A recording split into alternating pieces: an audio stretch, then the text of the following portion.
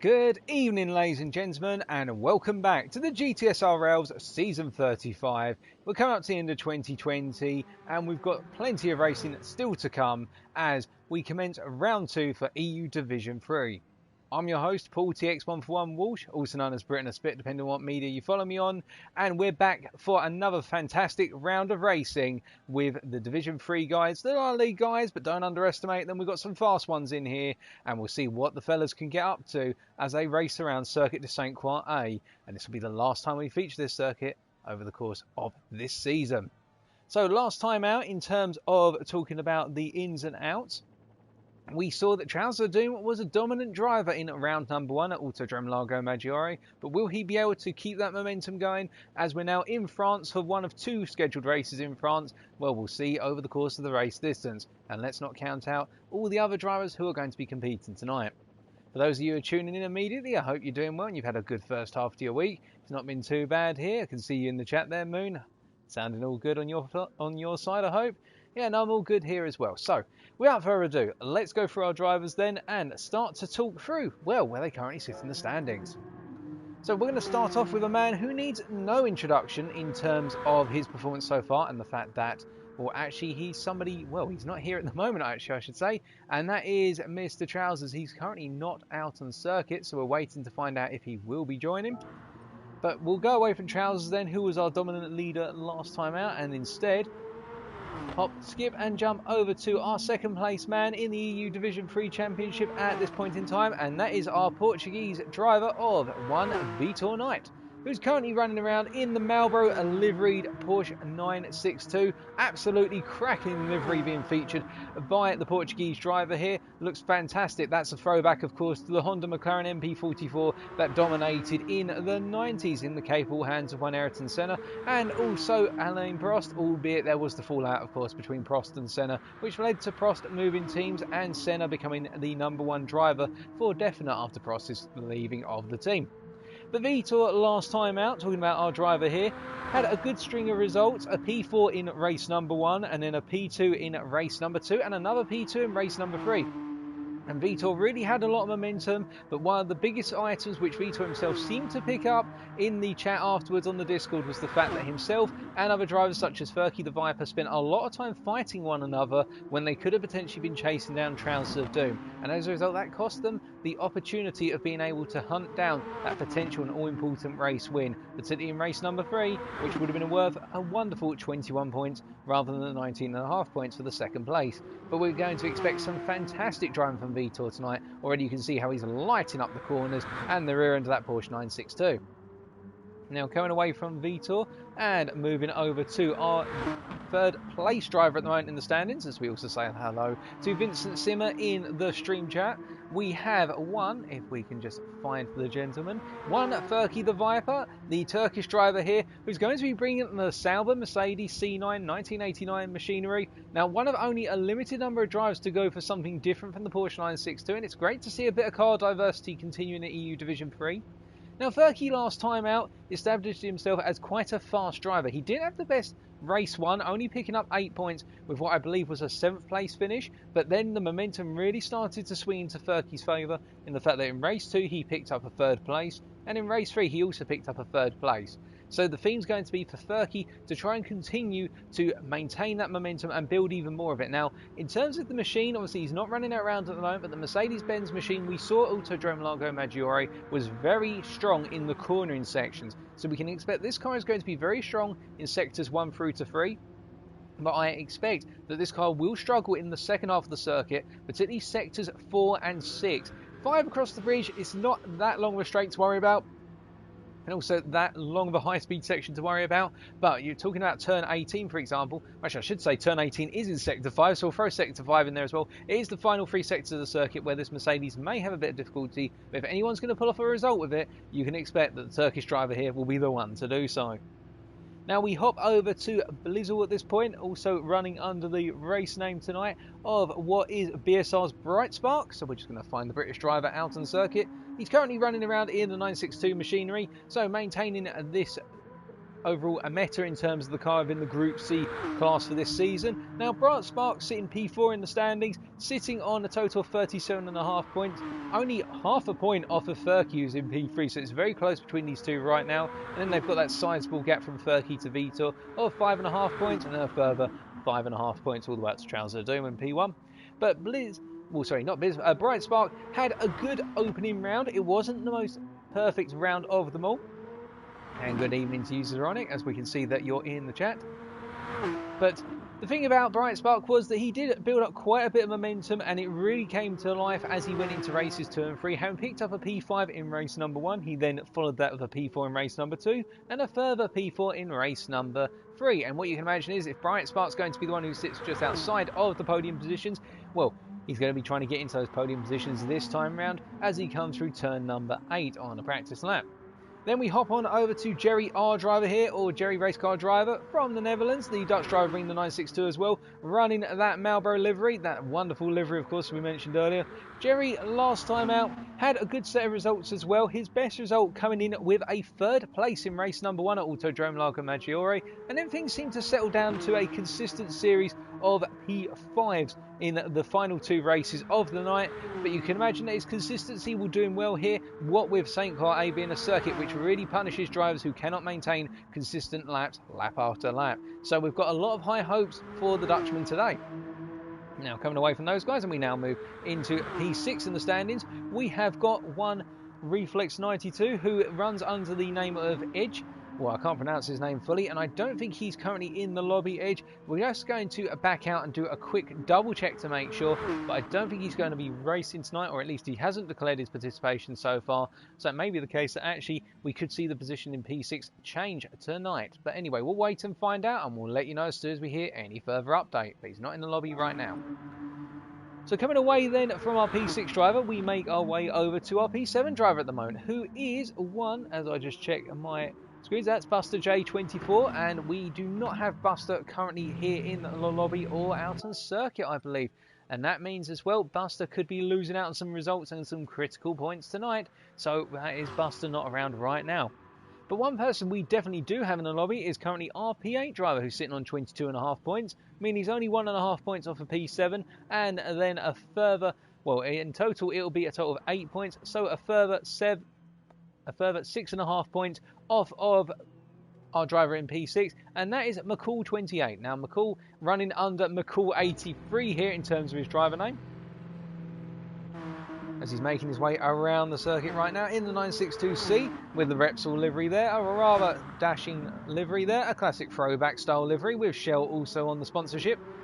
Now, in terms of his previous round, McCall didn't have the best of rounds, starting off with a pretty dismal race 1. He started to improve in race number 2, picking up a P8, and then really that was the highlight of the night, because I believe it was a further P8 in race number 3. So he's picked up a good set of points, and he's starting to build that run of consistency. As we are hearing, somebody has just arrived in the paddock, and it is our championship leader, Trouser Doom. So we will be getting over to his car in a little bit, but not to detract from the British driver of McCall here, looking to secure some more consistent results tonight and trying to make his way up through the points. There's plenty of opportunities tonight with the drivers ahead of him, i.e. both Reflex and Buster not running tonight in their respective forms. So that's McCall, and we now make our way over towards Roland 92, who's running around on circuit as R-Duck Killer.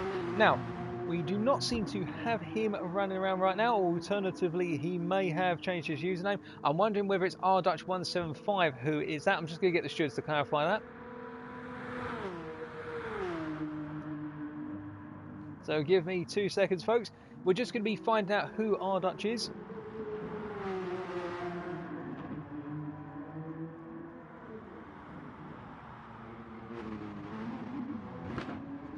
So just give us a moment, we will find out.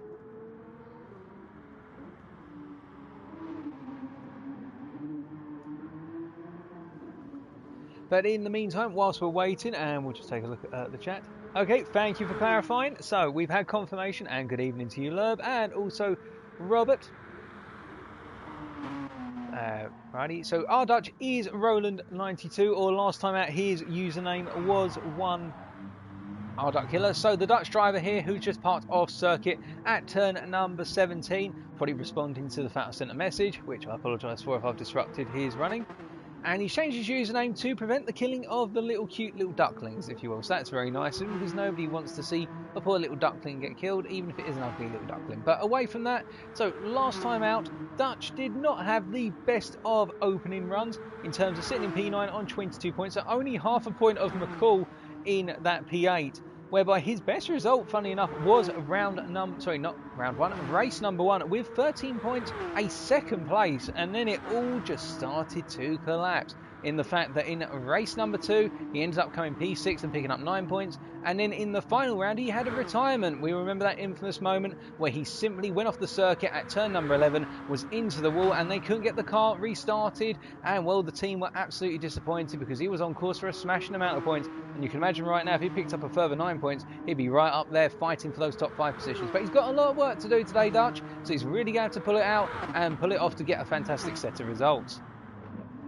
Now then we come down to our current driver in P10 in the standings, and it's one driver who you can suspect has gone for one very particular car, a little bit shy at the moment of the camera, and that is Hellcat 789, who we're referring to as Hellcat from this point onwards, running the Nissan R92C, staying with that car. Didn't have the best opening round in the fact things really did not work out for him, albeit it is worth pointing out in race number 3 he was able to come P6 and he picked up a nice 9 points to put him in P10 in the standings with 18 points overall, so only 4 off of our Dutch, who's currently sitting in P9 in the standings and quite a way ahead of our last place driver in the championship at the moment. But you can imagine that Hellcat is going to try to improve upon his form from what was last time out, and he didn't come 6th. My apologies, I've got that entirely wrong. He brought home another result in what was approximately P10 in the final race of round number 1 because of the 50 points bonus there. So apologies for any confusion there. It wasn't P10, it was P9 actually.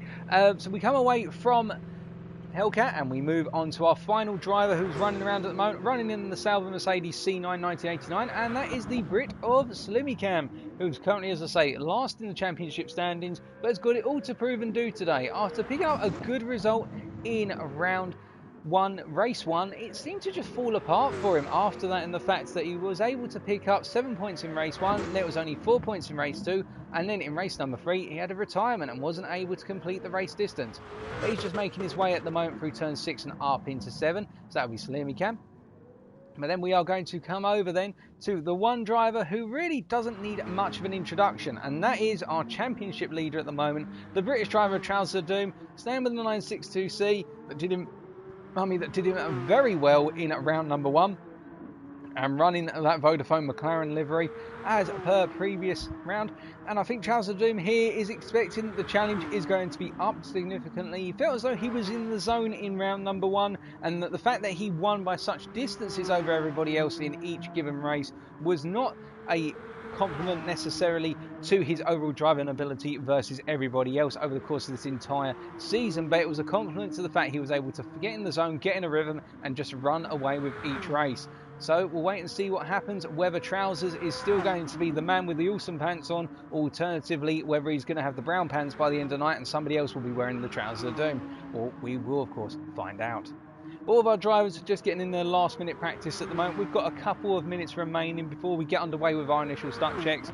And really what we've seen over the course of the first 2 nights is that, well, it has been a case non-stop where drivers have simply been fighting back and forth, and this circuit has offered a lot of battling and overtaking opportunities. Of course, one of the difficulties has been the fact that because a lot of these corners are right angles and really there's only one ideal line to take through the corner because it's the 90-degree angle, it means that drivers who go for the moves on the inside are subject to either holding up the driver they overtake, or they end up essentially having to brake hard on apex to make the corner, and that as a result means that everybody loses momentum and everyone bunches up behind them. Alternatively, we have seen, particularly at turn 10, which Trousers is currently up to right now, behind McCall 83, We've seen a lot of instances where drivers have become impatient and gone for rather close-in lunges or rather daring lunges, and some of them have really worked a treat, and then others have seen drivers going flying off. There was quite a bit of argy-bargy and a lot of moaning about certain behaviour last night, and there was also a little bit of argy-bargy in the EU Division 1 races on Monday, but of course that's for the stewards to settle, that's not for us to comment on, but it's just a point to be made in terms of we are seeing some moves where drivers are simply sending it and hoping for the best when they lick the stamp. But nonetheless, we're going to expect some fantastic racing today as well. I think Bright Spark right now has just parked the car out on circuit. He's not going to be doing any more practice. He's just waiting to get underway with the start check. Just holding a little bit of the brake in place there rather than engaging the handbrake there. Probably just getting used to the feel of the car whilst it's dormant. May even go for a practice start in a minute, as I think all of our drivers are being asked to confirm that they can hear our lobby host. Now, do keep in mind that our lobby host tonight will not be racing out on circuit, and actually we need to introduce one driver in the form of K2's Arm, or K2X Arm. Now, Dutch driver, of course, now K2 last time out, who we didn't get to introduce, had a rather interesting evening in the fact, as we just flick through our stat cards here, in the fact that he was not able to take part at all in round number 1. So as a result, he was sat on the sidelines waiting to see how things would go, and he left it all to his teammate Hellcat to score the points in round 1. But K2 is one of those drivers to watch out for. He's normally very fast whenever he's running within EU Division 2. Of course, it's an ample opportunity here for him to pick up a lot of points, and he finds himself in EU Division 3 this time out by comparison with season 34, which is when he last raced, if I remember correctly. And well, it's going to be up to the Dutch driver to prove his mettle here. He's currently sitting on 0 points, so he is P12 in the standings. Let's see what he can do. And whilst we're continuing to wait, we do have one other driver who may be joining tonight, depending on what happens, and that is Oli Sagas, where he's currently also not qualified in terms of any points in the championship, so he's also sitting in P12, it can be argued. But K2 has got a lot of opportunities here to start to make his way up the boards if he's able to pull it off. We're still waiting, and we're still waiting on confirmation if anybody else is going to join. But so far, folks, and I'm just going to hop out of the race cameras to make sure that you can see all the machinery listed on the right hand side of your screen. We do have a grand total of what is 10 drivers running at the moment. We're expecting potentially, if I just check my race notes here, we are expecting one other driver to join.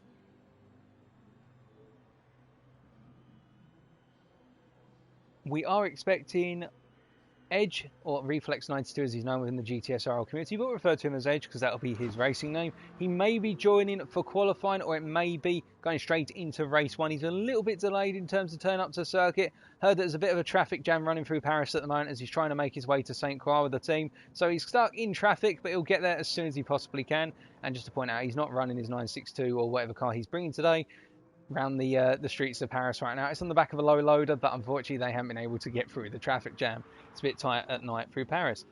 But I say that, it's tight at night. It is morning. It is 10 past 7 in the morning here at Paris, so it's a bit traffic logged in the morning as well. But we're just patiently waiting now for things to really get underway.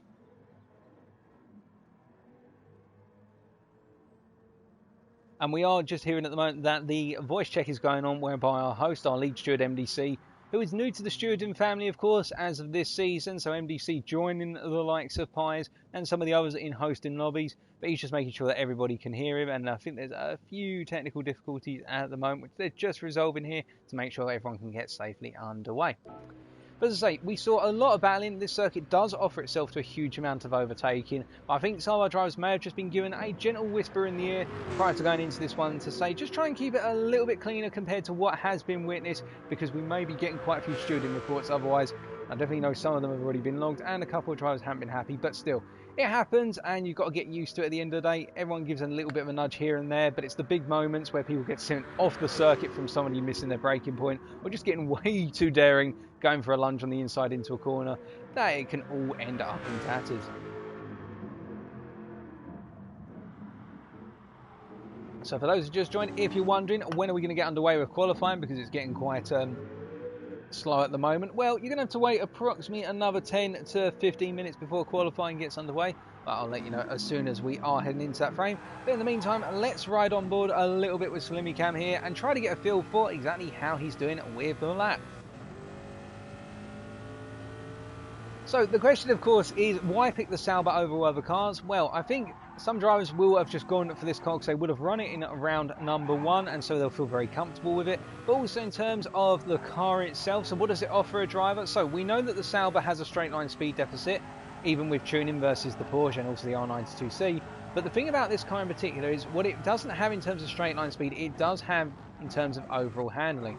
Albeit there you can see that Slimmy could have carried a bit more momentum through into turn number 19. But again, that's his preferred choice of racing line, we can't knock him for that. The thing that this car will do very well is through the handling sections of the circuits. That will be sectors 1 through to 3, where it will simply have the better qualities in turn in and turn out.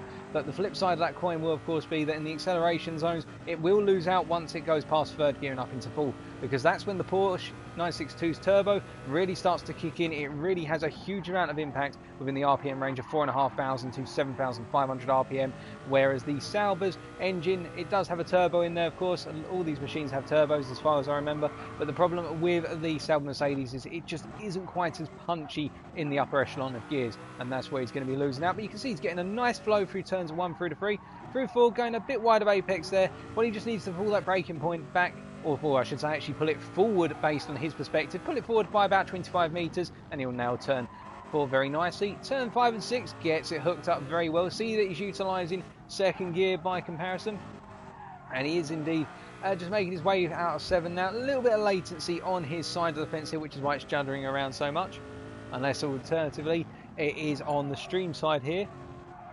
I don't think it's on the stream side from what I'm hearing. And we are going to be getting our first stuck check underway, ladies and gentlemen. So we are starting to move forward now.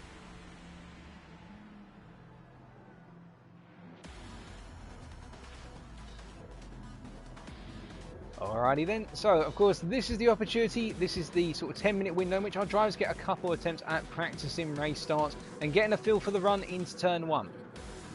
Now remember what we saw in EU Division 1 and EU Division 2, that it really does become a case of if you're on that left-hand side of the grid from our perspective, the right-hand side from the driver's perspective, you really want to get a good launch and just simply hold that line, because it gives you a good defensive position into 1. As we can see, Jerry, our driver there, getting a really bogged down start, and Slimmy Cam having a really good launch there. The launch control for that Sauber Mercedes, or at least the driver, very strong by comparison with the Porsche there. And that's actually something we should point out. The Mercedes did show that in round 1, it was very strong on launch control by comparison with the Porsche 962. If you nail the start, it has a huge amount of momentum up through first and second gear, as Bright Spark is lagging quite heavily up into turn 3 at the moment. But all our drivers making it through relatively safely there, and I think that is a very successful opening stuck check as nobody got stuck. And hello to Gomez 1988. And thank you for confirming, Robert, that the stream is not stuttering, so that's good to know. And I hope you're all doing well, folks, if you tuned in recently. Yeah, our drivers at this point, as they're all starting to come off the circuit, will be getting another stuck check underway. And of course, this is an opportunity for drivers to report to one another and to our race steward, whether they're seeing drivers lag or whether there's potentially any connectivity issues from their perspective. And the thing about that, of course, is we try to create an environment where drivers are able to compete in the fairest manner, because it can get very frustrating if you've got a driver ahead of you who is lagging across the screen, i.e. their latency is higher by comparison with your own. Simply because if they're jumping all around on the screen, then you can't predict from one corner to the next whether they're meant to be braking at a point, or alternatively whether they've gone off the circuit and then suddenly reappear in front of you. And we saw that, for example, when we were watching ZenQ Meister last night in EU Division 2, where there were a couple of instances where it appeared as though he completely missed a corner, only for him to lag back onto the circuit on the racing line. And of course, some of that can't be helped. It may be the connection that the driver's running on, if they're running on a wireless connection or just a low bandwidth connection. But we respect all drivers here in terms of connectivity and try to do the best to accommodate everybody's needs. Now, Hellcat, of course, was the driver who seemed to struggle with the R92C last time. He's the only driver running it, of course, here. But I have a good vibe about Hellcat. I'm hoping to see him push up the way. And now that he's got the car out on the circuit, let's take a look at that beautiful livery he's running there. The white, green, black livery, white being the primary colour, then green, and then a little bit of black going around the edges. And he's running around at the moment, just simply warming up, I think. Sponsored by BP, this R92. It's got all the sponsorship in place there. And we are getting confirmation that BSR will be restarting his internet, so that has just been pointed out. So that's going to try and fix his latency issues. So that's all good there. That's the whole purpose of the start checks.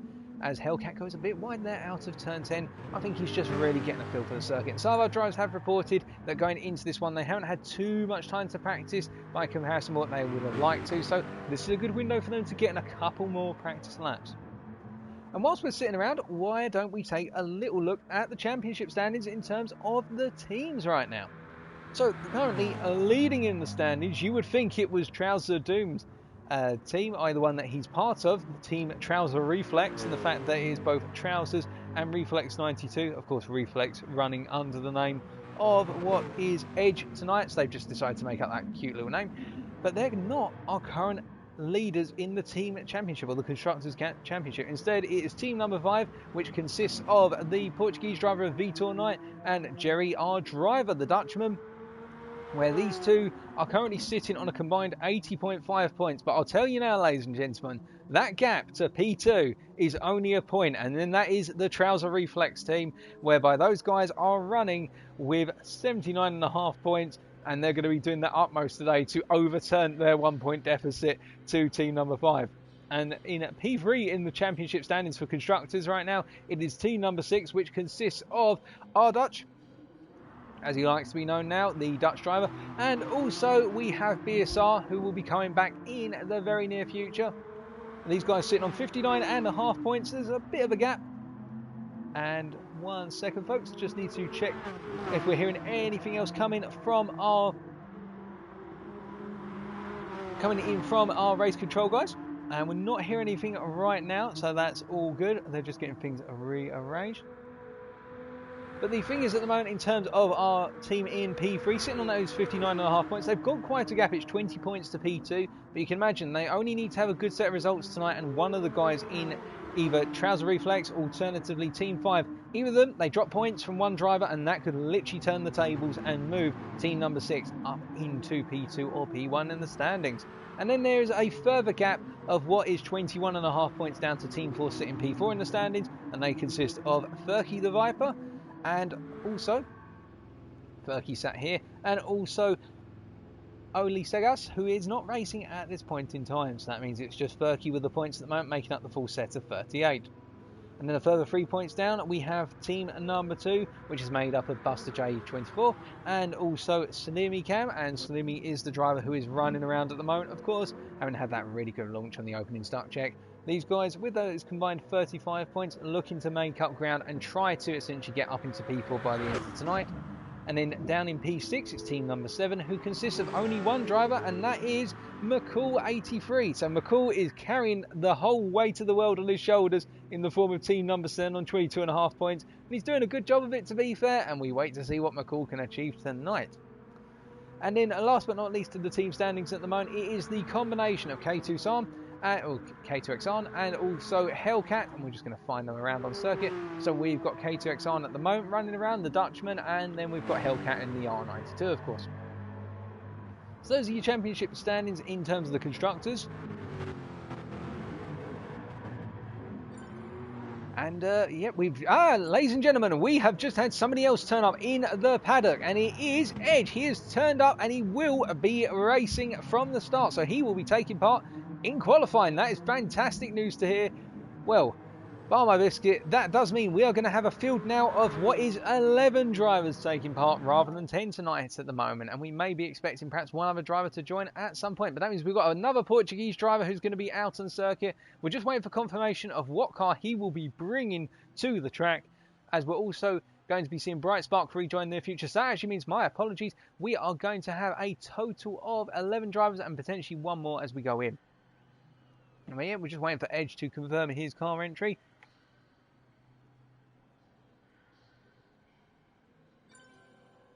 And Bright Spark has rejoined as well, so he's fixed his connectivity, so, well, restarted his internet and restarted his console as well. So what you can expect is he will also be looking to get back underway with another start check. We'll probably have another start check with it in a minute, and then there'll be a third and final start check. If all goes well, it will be straight into qualifying.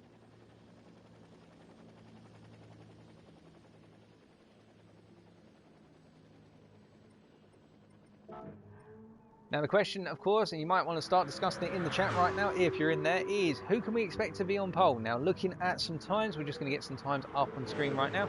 I don't think these are going to be indicative of the final lap times, simply because our drivers at the moment are just simply putting in practice laps. But we've got Hellcat sitting out on circuit with a 2:55.0 at the moment, which is quite some way off of what we saw in EU Division 2, and already we can see that Vitor Knight has actually completely usurped that, putting in a 2:38.3, oh sorry, 2:38.5.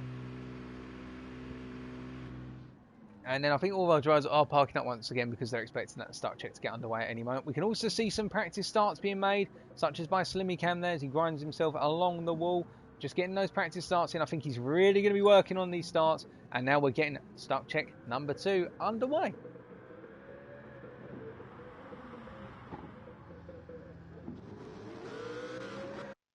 Alrighty then, so what I'm going to do at this time is we're just going to sit a little bit further back and ride on board with one of our drivers towards the rear of the grid start to give you a feel for what it's going to be like for those guys running at the back of the grid. Because remember, our guys up the front, they've got a nice clear open track in front of them in the run to turn 1. Whereas if you're someone like Trouser Doom or Edge right now, as we're going to switch to the onboard of Edge, you're starting all this way back, and essentially you've just got the grills of every car in, oh, it's not the grills, sorry, the exhaust fumes of every car in front of you, and you've got to try and find a way past on a good launch. You can see here, he's got the brake fully applied rather than the handbrake, traction control on as well there, which will delay his start sequence a little bit, but avoid the wheel spin. Oh, goodness me, and I think we did have a driver get stuck. No, Slimmy Cam just bogged the start, so it was not a stuck, it was simply somebody not getting the start right. Probably potentially even a leap in the start there, as Vitor Knight also went into the wall. And remember, we do have a grid start with a full start check as well, so any driver who pulls off before the lights go out and we go green for racing, they will be given by default, I believe it's a 2-second penalty, where their car will be locked in place on the grid and the drivers behind will have to take evasive action, which, given the speeds of acceleration of these cars, the fast acceleration off the start line, that might be something that will catch some drivers out, as we almost saw there for Edge, but he just took evasive action at the last possible moment.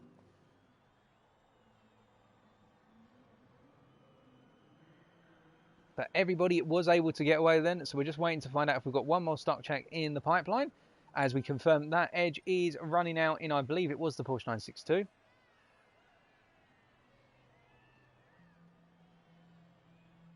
Okay, so we're getting one more start check in, and then we are going to be good to go. So that is all good news.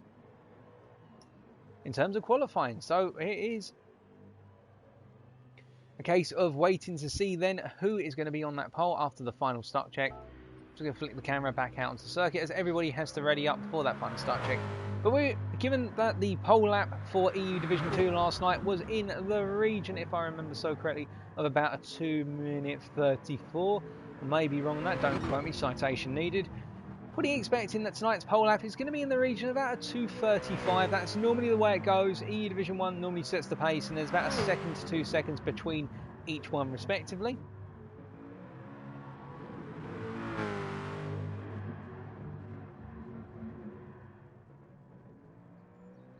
And in regards to, if you're wondering why is it that, as we look in the lobby, we have MDC who has a little King's Crown by him, it's just to say that he is the lobby host and therefore our leading steward tonight.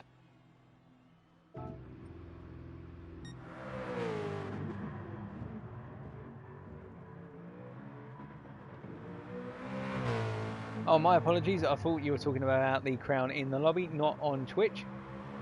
I've got no idea why people have it, but I think Martin has clarified for us in the chat, and good evening to you, Martin. Hope you're doing well this evening.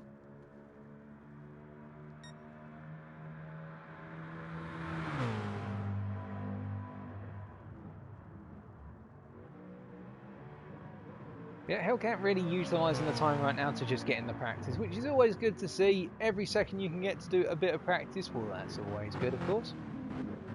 As he goes wide there, out of 14. Just simply needs to get the car straight into out of 14 before he applies the power. And I think the R92C's main weakness is understeer in the low speed range. So particularly below 100 miles an hour, you can just see the car wants to straight line through the corners.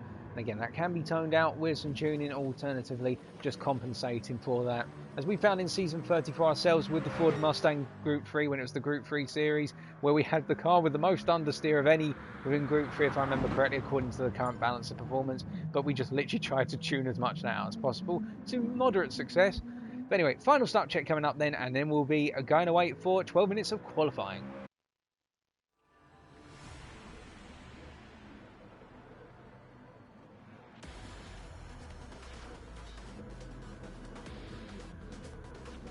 Right, so one more time, they're going to get another practice start in, and hopefully this time we won't get anybody who locks their car down on the grid. We're seeing only 10 drivers doing this start check, so I think one driver may not have readied up or have missed something or miscalculated.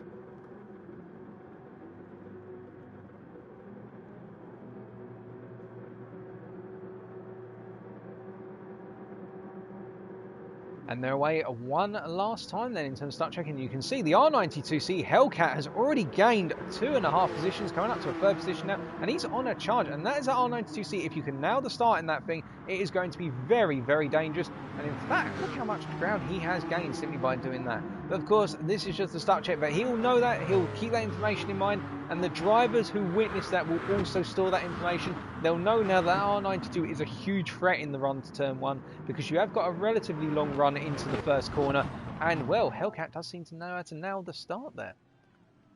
Now it was, I believe, one of our drivers, so it was either our Dutch or alternatively Jerry our driver, who did not get in on that start check there, but I think they've already been confirmed as cleared because they've taken part in 2.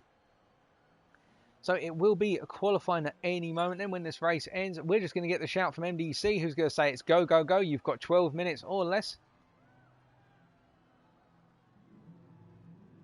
Just waiting for the announcement.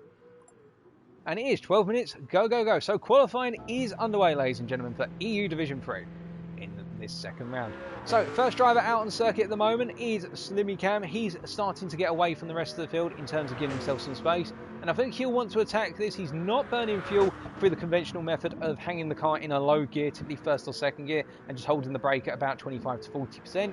So I think he's going to go around and try and give himself some space out on circuit. And then if there's only 1 or 2 drivers behind him or close behind, he may pull out the way in the final couple of sectors to start burning fuel. Alternatively, he might simply run it around here as if he's in a race and just simply rev the nuts out the car as he goes through each gear range, and that'll burn out a considerable amount of fuel because he won't be doing optimal shifting, and well, we will see. But behind him, he has got Trouser Doom, who I can confirm is running the 962C machinery. And well, Trousers at the moment seems to be chasing after Slimmy in terms of trying to get a bit closer to him. And again, give himself some space. As we can see already, there is a train of 3 cars forming in the run round from the 3rd driver out on circuit to the 5th driver out on circuit. So that's K2 San all the way back to Furky the Viper and Bright Spark. These guys clustered together, but they'll probably, as they come towards the end of the lap, start to spread out a little bit, respecting the fact that drivers need to give one another space. And then we have got Hellcat running around as the 7th driver out on circuit at the moment, with Vitor Knight just a little bit ahead of him. Hellcat coming up into turn 8 at the moment, whereas Vitor's through 9 and up into 10 right now. Going to be stamping down the brakes any moment. Now, further back, we have got Dutch, who is running around at the moment through a turn number 9 and up into 10. He's got himself a nice bit of space, but he will have to be wary of the fact that Hellcat is only a little bit up the road. But he's got a huge amount of clearance behind him to Jerry, our driver here. Jerry taking a much slower approach, but nobody, as we can see, is running a fuel burning in terms of their outlap. They're just simply running around there full pelt and seeing what they can do. And Edge is coming out of turn 1 right now, going very deep out of turn 1. I think those tyres are a little bit cold as they've just come out of the blankets and they've been sat there waiting in the pit lane for a bit. But he's finally out on circuit and now charging around as he gets it very wrong into 2 of all places. That's not normally where we see mistakes, but perhaps he just needs to simply calm himself down and start to remember the circuit. But then, okay, so it looks like Slimmy Cam has got out of the way of Trouser Doom. So the first driver to come onto a hot lap then will be our current championship leader, the British driver in the door number 303962. So we're going to ride on board with him then as he comes through the final corner and commences his lap. So coming out of that corner into the start-finish straight to begin the lap, he's going to be charging all the way up into 5th gear, upshifting any moment now, up into 5th, and he'll be braking at about the 75 metre mark. And coming down to 3rd gear, taking a later apex there and missing a bit of the apex tarpaulin there, but he still carried a lot of momentum through the corner. Now running up through the gears here. Not expecting him to move it up into 5th gear here because that'll be a waste of time on a gear change, but instead he comes down to 3rd and he troughs it into the apex of 3. We saw a lot of drivers coming down to 2nd there, but not Trousers, taking a higher gear here for stability, and you can also see that coming through 4 doing the same thing. So he's decided to tune his Porsche to have a lot more performance within 3rd gear by comparison with the other Porsches of EU Divisions 2 and 1, and it's working out so far for him as he comes through up into 7 then, still holding in third gear, and you can see the reason he's doing this is to get rid of the time loss in terms of doing up shifts and down shifts from second to third and third to second. Now up into fourth, mandated gear shift here in the run up into 8, and trailing through in third gear, tucking it tight to the apex, not getting on the throttle as confidently as he could have there, and that will cost him some apex speed through 9, because it means he's got to hook the steering wheel harder into the apex. But coming through 10 now, missing the apex curve there a little bit, but not costing him too much momentum, perhaps 1 or 2 miles an hour on apex speed. Now in 11 here, going a bit wide compared to the standard line, but hooking up eventually, and now charging down towards turns 12 and 13, which make up the high speed chicane. And here you can see that he's just simply going through the motions. What's he going to hit at the speed trap before the braking zone? It's 195, 196, 198, and he hits 200, matching the top speed we saw in qualifying in EU Division 2, which was 200 miles an hour, fastest speed recorded. And I'm trying to remember who that was now. I think that may have been Zenq who hit that 200 miles an hour yesterday evening.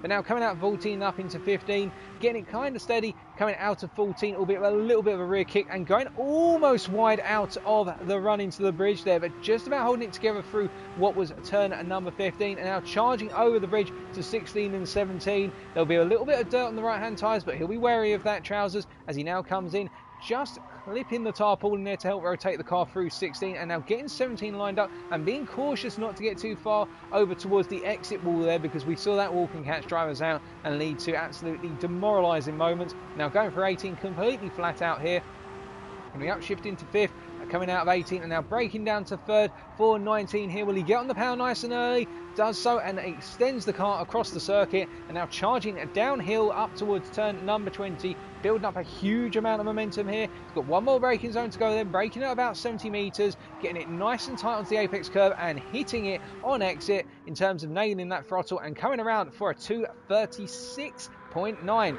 So quite a good starting lap, but let's see what else is achievable as K2-san comes across right now, and I think this could be a lap to rival Trousers. It's a 2:38.8, but it didn't really get registered there by the looks of things. And then we have got Furky the Viper coming across, and he's set a lap that's quite a bit further down by comparison here, Furky, so he's got a bit of a gap to go, and we see that BSR Brightspark improves over that with a 2:38.7 there, so he's moved up to provisional P3. Got Slimmy Cam coming across. What can the Mercedes driver do?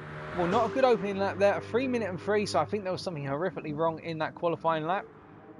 And then we've got Dutch coming through now. What will he set? It's going to look to be about a 2:41. A 2:41.2 there being registered on our timing screens, so that's for P4 right now. And now we've got Hellcat coming across into the final corner, and through the corner he goes. Will he nail it? And I think he's nailed it just about there, just missing the wall. And as he comes down now, what will this be? It's going to be a 2:49.7, so not a bad lap from Hellcat, but you'll probably think there's plenty more time out there on circuit, and already an improvement over that by the Portuguese of Vita Knight, picking up a 2:46.9. And, well, other drivers coming around. We've got Jerry R. Driver. He's going to be doing a 2:40.2 as he comes up. Well, 2:40.8 there listed, but I think that's about 2:40.2 actually. I think our timing screens are a little bit glitched here. And we've got McCall, who is coming through at the moment. He's on his opening lap. Again, it all sorts of wrong there, coming out of 18, getting way too close to the exit wall of 18 on the inside of all places. That's the last place you want to knock the wall, because that will send you spiraling across the circuit or just cut all your momentum. But McCall's going to come through here. I get the feeling this lap is going to be somewhere in the 2-minute 50s based on his current run. Coming out of the final corner then, will it be in the 2-minute 49s, or will it drop into the 250s? I think it's going to be a 250.1. It is a 250.8 in fact. And then the last driver running around at the moment is Edge, who is charging through in the rundown to turn number 20 then. And we've still got drivers out on circuit. Of course, everybody has got a full 12 minutes available, as we're already coming to the final third of this session now. It takes a very long time for our drivers to get round, of course, after just one out lap to do a qualifying lap. And Edge comes across with a 2:45.2, putting him in P7. So that's quite a good lap by Edge, but currently the provisional pole sitter is Trouser Doom, who's currently on an even faster lap, sitting with a 2:36.9. Coming into the final corner once again, then you can see how much he was trail braking through the apex of the corner there in third gear before hammering the throttle, and this is going to be an improvement to a 2:35.9, and he has not pitted, so Trousers feels he can get an even better lap in on relatively worn tyres by comparison now, as K2 comes into the pits, and this means that K2 is going to do a very fast outlap. He will do an aggressive outlap to simply get round and get one more lap in, whereas Trousers has effectively said, right, I'm going to not compromise, on going to one final lap as Furky's coming through right now. And does Furky improve firstly? He does not improve. And what about Bright Spark? He improves to a 238.7, which means he's now only 2.5 tenths off K2. But you do have to wonder whether K2 is going to be responding to that because of the fact he's now pitted and he has taken on a fresh set of tyres. But he's got to get around the circuit first, and he's got enough time to get one more lap in once he comes through. And we've got our Dutch here with the John Paul Player Special, liveried 962. I believe that's a hark back to the Lotus livery, and he sets a 242 there on that lap, which is not an improvement. And we've got Slimmy Cam charging around at the moment, still looking to improve it quite a bit. Have we got any other drivers coming through right now? We've got Edge coming down the run to 12, and we're looking around. So Vitor's coming around to complete another lap, and this looks like it's going to be a huge improvement, and it is going to be a 238.5. That is a phenomenal lap, and that means that he is now up into that provisional P2. And whilst it's 2 seconds to Trousers of Doom, remember, Vitor was quite far off in terms of Trousers of Doom's pace in the qualifying session in round 1, but in the race they were right on top of one another in terms of overall individual lap times. Now, meanwhile, we've got Edge coming across the bridge, so we're going to stay with him for a little bit. We've got some more drivers coming through as Hellcat comes into the pits, and I think Hellcat has just timed it right. He is going to have to charge around, though, because he hasn't got long. I think it's going to be right on the limit in terms of Hellcat can get around before the 12-minute timer's done, and Edge completely cuts turn 16 there, so that is going to be a time penalty and a lap disallowed. And I think, yep, he's already picked up that 1 second penalty, so that lap is disallowed. Now coming around to 1 McCall, he's coming up into the final corner then, currently sitting on a 250.9. I'm expecting that McCall may improve here a little bit. We haven't really had much of his deltas, and in fact this is not going to be an improvement. This is quite down. This looks like it's going to be a 254. As he's coming across the line then, it is a 254.4. And that means that he has not gained. He's currently sitting in last of our runners on provisional lap time, but he's got one more lap available to him, but he will have to now it given his tyres are quite heavily worn. But now we have got Trousers of Doom coming around once again, but ahead of him we are looking for our driver who's currently coming across the line, and we haven't seen any net change, but we've got Trousers of Doom coming around then for what is going to be his penultimate lap, and he'll do one more, which this time is a 237.7, so there's been a mistake somewhere around on that lap for him, but he's got one more lap to try and improve. I think he's set a huge benchmark, which our drivers will look to meet, as Vitor is off into the wall there, going into what is turn number 12. So how on earth he's managed to do that, I don't think we're going to be able to find out, unfortunately for you folks, because we do not have the ability to watch replays in the qualifying session. But that was a disaster. K2 coming around right now. He will have to get on the throttle in the near future, but he has got some traffic ahead of him, and I think he's wary of this. He's going to go now, but he will have drivers ahead of him here who I think may obstruct his lap if they do not get a move on themselves. So he's going to be wary of this, and it's going to be right on the bubble in terms of if he gets around to start one more lap. He's got approximately 30 seconds to do so. I think he'll do it, but he'll be wondering whether he's going to be compromised by the guys ahead of him, as Bright Spark is coming up into 3 right now, currently sitting in P4, and then we have got, just looking around, we've got Dutch coming across the line to improve to a 240.6, so Dutch moving up into that P6 provisionally. And looking further around right now, we do not have anybody else coming across the start-finish line right now to complete their lap, but we're keeping our eyes out. And I think the first of our drivers to complete their qualifying session then will be Jerry, our driver, unless he can somehow teleport himself across the finish line right now. That is the 12 minutes up, ladies and gentlemen. So the Dutchman will be the first one to complete his qualifying session, and he improves to a 238.5, which puts him in P4. But everybody else has got to come around now, and he'll obviously be wondering to himself whether he's done enough to hold on to that P4.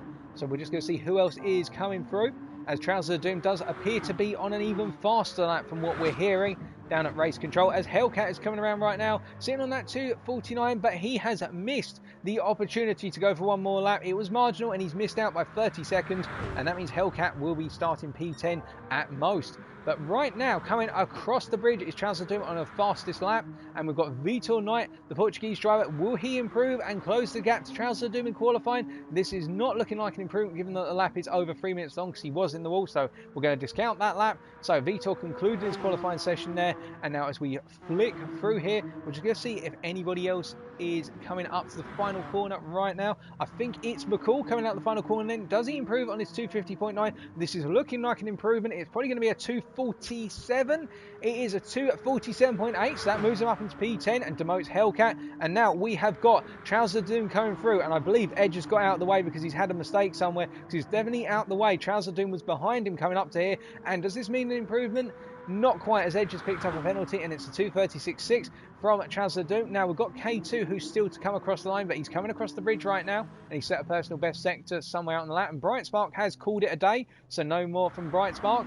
And well, the first of the drivers remaining to come across the line will be Furky, but Furky was in the wall there coming out to 19, so I do not think this is going to be a sizable improvement from the Turkish driver here. Of course, we'll wait and find out. In fact, this could be a bit of an improvement. This may drop him into the 2:39s, depending on how good of a run he can get in. I don't think it's going to be enough to drop into those 2:39s. It's not going to be an improvement, so he does not improve. And as K2 is now one of the last three drivers coming onto the final stretch before turn 20. So we've got three guys. K2 immediately getting over to the left-hand side here, and I think he's trying to find some sort of sneaky little slipstream, but it's a long way off. As we can see, anybody else coming across that line? We've got Dutch coming across the line then. We've also got Slimmy, and Slimmy does not improve. And Nima, well, Dutch does improve to a 2:39.8, so improving by 8 tenths. And K2 comes across the line and gets himself into P2 with 2:37.6. So that is qualifying over, ladies and gentlemen, and a late bit of inspiration from K2 from the Netherlands puts him on the front row. But your pole sitter is Trouser Doom, carrying on from where he left off in round number 1. So going through the order then, Trouser Doom and K2 will form the front row. Then we've got Vito Knight from Portugal and Jerry R. Driver from the Netherlands making up row 2. And in row 3 will consist of BSR's Brightspark from the United Kingdom, and alongside him R. Dutch in P6 from the Netherlands. And then the fourth row will be made up of the Turkish driver of Furky the Viper on a 2:41.2, separated by a second and a half in terms of lap time over Slimmy Cam. The British driver will be forming up alongside him. And then on the fifth row it will be Edge and McCall, Edge being from Portugal and McCall being from Britain. And then forming up the final row will be a rather lonely presence of Hellcat from the United Kingdom, who will be looking to get the best possible start in race number 1. Because we know how strong that R92C is going to be on launch. If he can nail that launch, well, where could he be going into turn 1 and coming out of it? Well, we're only going to find out in the near future. But that was quite a close qualifying session, and now whilst the gaps are quite sizable here, I think the key thing to note is the gap between K2 as we all leave the track. Here we've been given the clearance from race control. The key thing to note here is the fact that the gaps were not too sizable once you started going down the order, particularly in that battle for the front row of P in the position of P2, where K2, Vitor, Jerry all seems to be in with a fighting chance, and don't count out Brightspark or Dutch either here. I think Furky didn't have the best of qualifying sessions, but then again, seems to have it a bit rough in terms of his laps. The pressure may have got to him a little bit. We know that some drivers just felt that things weren't going their way in this round of qualifying. But the flip side of the coin, of course, is that as we come into the first race, it goes from being all about a single lap pace, where some drivers may not have the mental stability to be able to hold on and just focus on one lap, but they may have that mental capacity to think, right, I've got 4 laps now in race number 1. I can do a lot better over 4 laps than I can on a single lap. And that's one of the things in motorsport, whether it's sim racing or real world racing, you'll get drivers who are very strong in qualifying but then seem to really struggle over the race distance. And the flip side, of course, drivers that struggle in qualifying, but as soon as you put them in race trim and put them in that race environment, they suddenly seem to come to life. But it's drivers, of course, who have that combination of the two who are going to really excel. And right now you have to think that Trousers is the one to beat here. As we move to 20 to 10 in the morning, the clouds have now come in, so the sun's gone away a little bit, which means the obstruction over the course of the apex of turn number 1 in terms of that low sunlight and those shadows will have gone away as the sunlight cuts through the trees, rising from the east and settling in the west, of course. But that's gone away now, and the clouds mean it's a bit of a different environment for our drivers, albeit track temperatures do not get modelled in GT Sport, but their vision will be changed a little bit, and with it, perhaps some braking points they were relying on in terms of shadows have now disappeared. We'll be getting underway in the very near future, and we're just waiting a couple of minutes now. So right at this point, it's probably not a good time to quickly run away and go put something in the oven, but what is a good time if you want to quickly pop to the bathroom, alternatively go get yourself a glass of water. You've probably got a minute to do it, so you might need to hop, skip and jump all the way over there. All of our drivers now getting ready to head out onto the circuit, and we will be starting off with watching Furky the Viper do some practice starts here, and all of our drivers will be trying to get in some mini practice starts at this point. As you can see, Furky is definitely doing it. He probably feels that he needs to have a really good start to get the most out of the Mercedes, because once we start going into the race distance, particularly in the second half of the lap, that's where the Mercedes is expected to struggle by comparison with the Porsche 962 and R92Cs that are racing against it.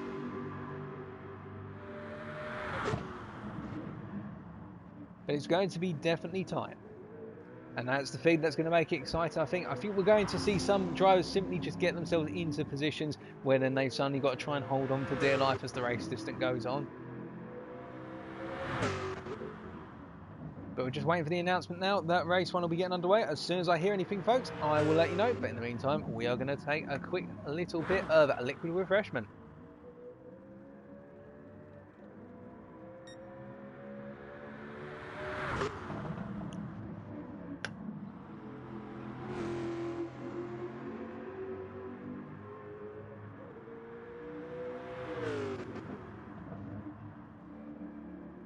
And good evening to you, pies. Whether you accidentally ended up here or intentionally ended up here, it's great to have you here, of course, and we should be getting underway in any moment now. I think one of our drivers just wants to have a very quick toilet break. I won't point out who that driver is, but everybody else in the lobby will probably be groaning and saying, oh, come on, now you're just taking the... Well, I'm not going to use that word on stream, but you can imagine what word I'd be using. And I know that because I've also triggered that in drivers in the past where I've quickly gone for a toilet break right as we're about to start a race, and well, might as well tell you, it does get a bit annoying if you're lobby host. Oh dearie me. But yeah, this gives some of our drivers more time to practice, so they will be waiting around right now patiently. And well, as we are waiting, in terms of predictions, I think there is going to be a lot of action down into turn one. I think a number of drivers will not want to let Trousers have his way at the very start. I think they'll want to take command of the leading position as they come up into turn number 3. And if they can hold that, then Trousers will find himself in a very different environment where he's got to essentially try and reclaim the positions he's lost. And well, opening couple of sectors, not too many overtaking opportunities unless you're right off somebody's backside. It's only really once you come out of 11 that the overtaking opportunities do really start to open up. But of course, we did see yesterday that overtaking was made in sectors 1, 2 and 3. It's not as though it's impossible, but drivers do have to be wary of the apexes in particular, where they narrow so much by comparison with the width of the circuit, because that's one of the problems about Saint-Croix from a lot of drivers' perspective. Is it's a deceptively wide circuit. You can see just how wide the track surface is, but does that lend itself to multiple racing lines? No, it lends itself to one very specific racing line for most parts, but then drivers will battle, but then coming into corners, and particularly turn 12 here, as we saw multiple times in the drag races up towards turn 12, drivers will go side by side, but then they both try and quickly get back onto that racing line because they know there's only one way through the high-speed chicane, and trying to take it any tighter than that is tantamount to doom. And we have got race number 1 then, ladies and gentlemen. We're getting underway, and well, let's see what happens at the end of 4 laps. The countdown is here. Let's get to it.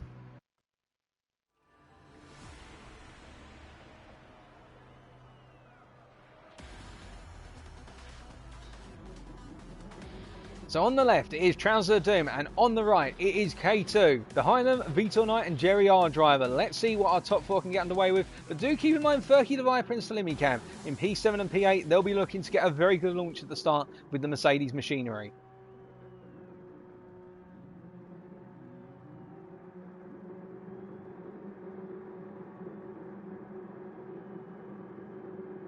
And it's lights out and away they go, and all of our drivers getting away at a similar pace there, but you can already see in the rear of your shot Furky the Viper getting a very strong launch in the Mercedes. Trouser of Doom getting the best of the Porsche launches and holding on to P1 currently, but behind him K2 battling already with Vitor Knight as they come out of turn 1, and there's already been a major incident coming out of 1, and we will come back and see what happened there shortly. But in the charge up into turn 3, it is Slimmy Cam who's made a good amount of ground, but Bright Spot going for the move up the inside here on Slimmy Cam for P4. Both drivers getting a little bit sideways, as we can see edge in the back of your shot went wide out of 3, and we'll find out what's happened there as Jerry R. Driver's got it very wrong into 4 and has gone into the wall, but Slimmy Cam now feeling some pressure from Furky the Viper as they're coming up into turn number 6, and Furky looking to the inside but not getting it done and having to settle down already, and now just follow the other Mercedes driver round circuit as we switch to the bumper cam of Furky, and you can see the momentum he's carrying versus Slimmy, and he's going to the outside and looking for a cutback, but it's not possible because Slimmy's holding that inside line there. there, and he's just simply going defensive. And meanwhile ahead, K2 has gone very wide. Now it looks as though there is a problem for K2 because that car has just slowed and slowed,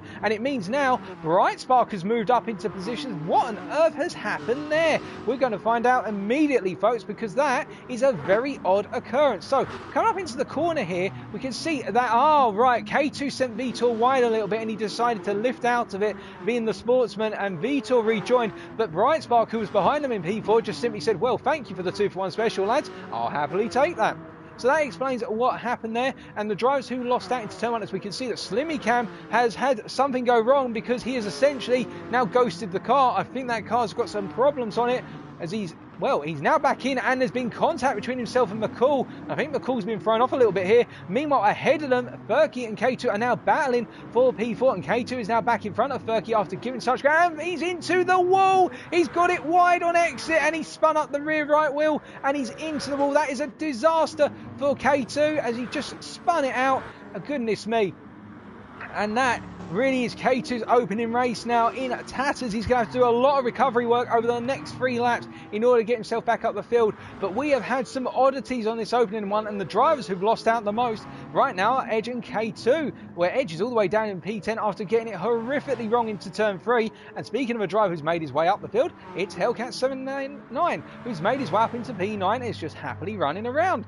But ahead of him, of course, he's got a freeway battle for P6 in the form of Dutch, McCall and Jerry all battling one another in trying to get into that P6. But as one lap is completed, then it is Trousers of Doom leading by 1.3 seconds over BSR's Bright Spark, who is followed by Vitor Knight, and a further 2.8 seconds down the road it is Furky the Viper, who has cleared Slimmy Cam, who's currently running in P5, and then behind him it is Dutch 175, and behind him it's McCall and Jerry. Now is there going to be a move on here in the battle for P7? I don't think Jerry's got enough momentum, but wait to find out under braking. There's not enough momentum from Jerry. He was just trying to fake a move there, and we can see Hellcat in P9 at the moment, gradually being caught up by Edge and K2. But with Edge and K2 fighting one another so much, you have to imagine that Hellcat may be hoping they're going to fight a bit more here and simply leave him be, as that gap is coming down very rapidly between those two. But as we look further up the front, then we can see that the space between our top 3 has really opened up. In fact, our top 4 and top 5 it's opened up, and the closest 2 drivers battling at the moment are McCall and Jerry, and it looks as though McCall is going to be passed on the inside here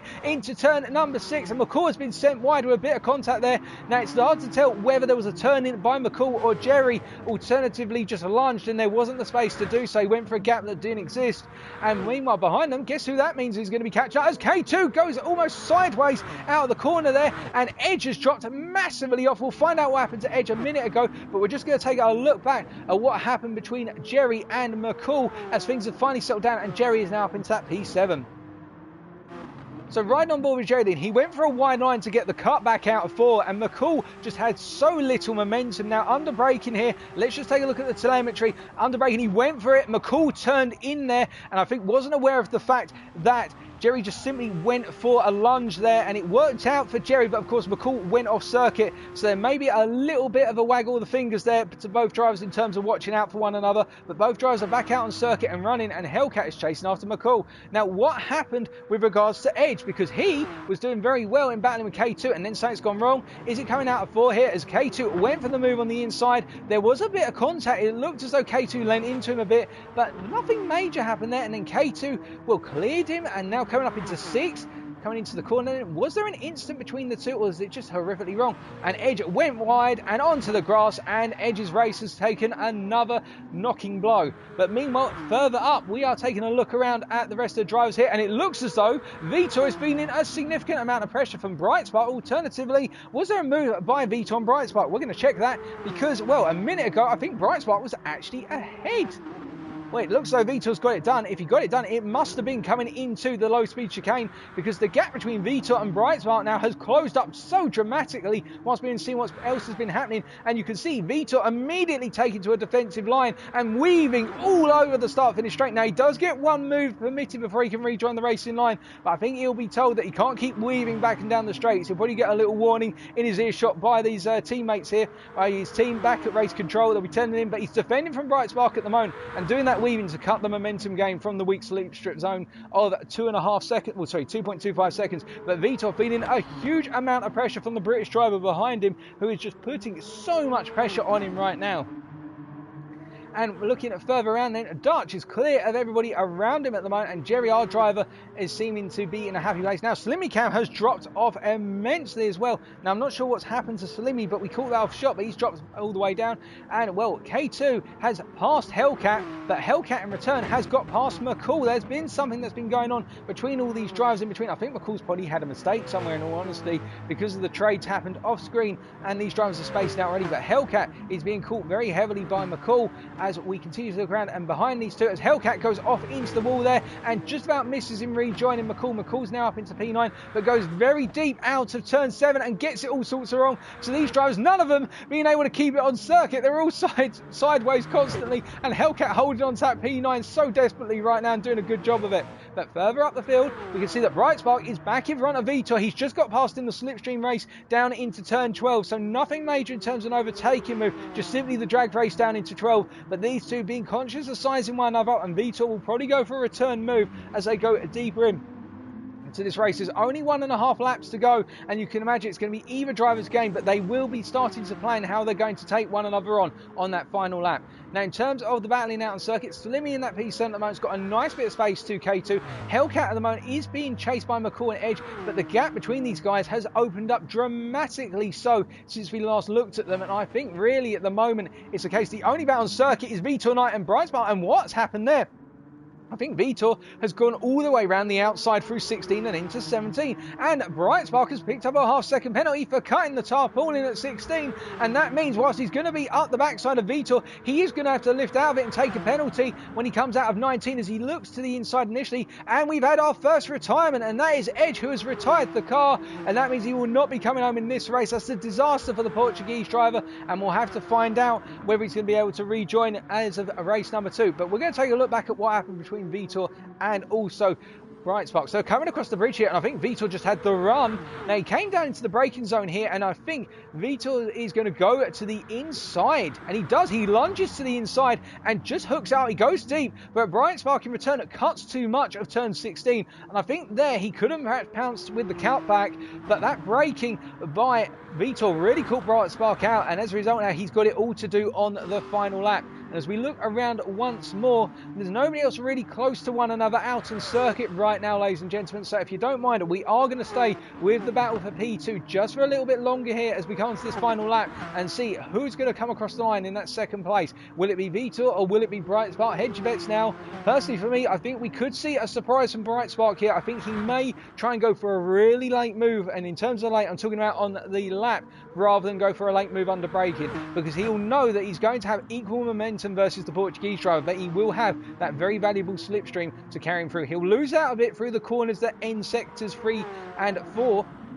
Well, sorry, end sector 3 in particular. He'll lose out initially as Vitor goes wide, and that's going to be all that Brightspark needs to get back in front. Now, will this been a play by Vitor thinking about it, because he knows that if he can now get the momentum back, then he is the one who's going to have the slipstream coming into the high-speed sections of the circuit. This could be a little bit of racecraft from Vitor. He's already gaining massively on Brightspark, and you can see Brightspark weaving side to side coming down into the braking zone for 12 through the high-speed chicane into 13, and Vitor looking to the inside but not making the move there, just trying to intimidate a move, and that was not going to deter Brightspark from taking the race to 9. And that means Vitor has now dropped a sizable amount of time, but again, he's closing up so much under braking. The strength of Vitor is his ability to hammer the brakes into those low speed corners, but the trade-off for him, of course, is that he seems to struggle in the medium to high speed corners to carry as much momentum, particularly in dirty air. We're flicking about for our drivers, and nobody's close enough. So as we switch back to our battle for P2, then I think that, well, Vitor has fallen off a little bit here, because that gap is now 6/10. It will close under braking. Now, will anybody pick up a penalty? It looks like Brightspark nailed it this time and will not be picking up a time penalty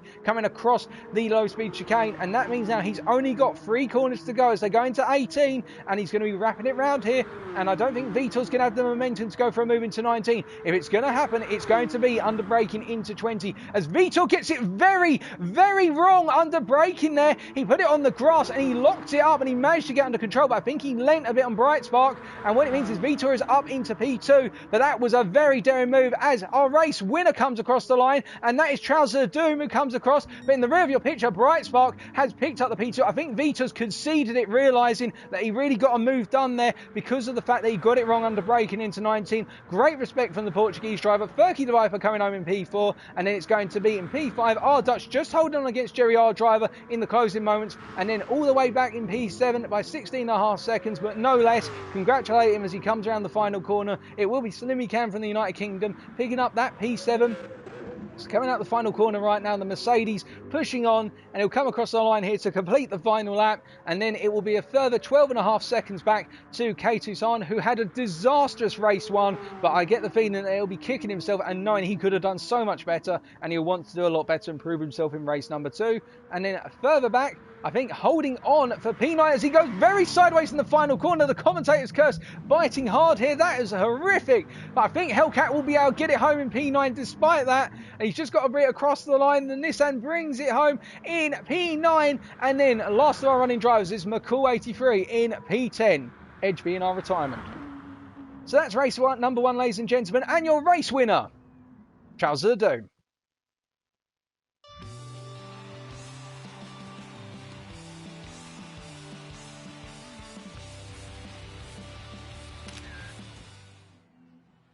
Well, that was a very intense race number 1, and I think really the story to be told once again is if Trousers can nail that start, he just simply disappears off into the distance.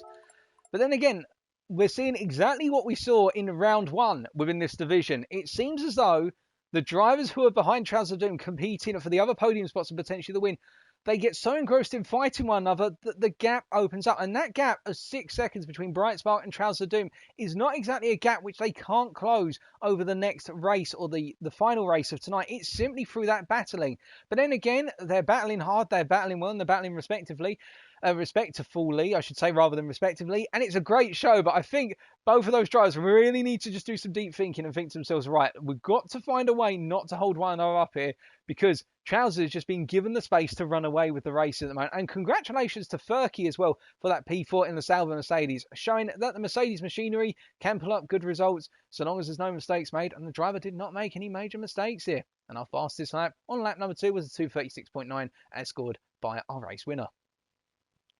So that's race number 1, and now we're going to have approximately a 5-minute break before we get underway with race number 2. So it's time, of course, to take another quick breather, but whilst you're doing that at the same time, don't go away too far, ladies and gentlemen, because we'll be back with some more intense action in the very near future.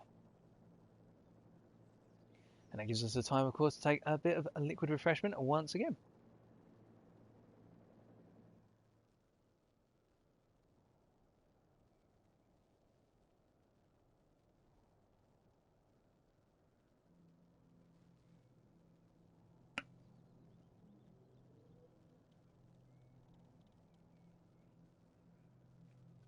And just to confirm, ladies and gentlemen, we have just had reports in from the paddock, particularly from the garage of one Edge, also known as Reflex 92. Unfortunately, he's had to retire due to some issues. He's not sure if he's going to be getting back in for a race number 2 or 3, maybe returning for race number 3. Our race steward, MDC, is aware of it, so we're hoping and willing that the Portuguese driver will be able to come back for the finale of tonight. But if not, we now know what happened. Some technical issues have come up, and they've just simply had to pull the car back to the garage, and they're going to try their best to get it back out on the circuit within the time remaining.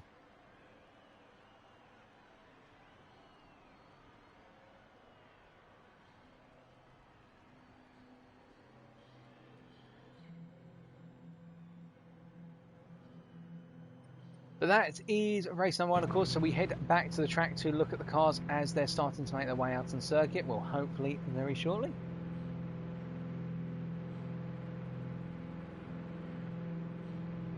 So just to confirm those who missed it, we have the driver of Edge, spelled EDJJ, also known as, in the GTSRL community, of Reflex 92. He's had to retire the car from race 1, and they may not be able to get it back out for race number 2. They're going to try their best to get it out for race number 3.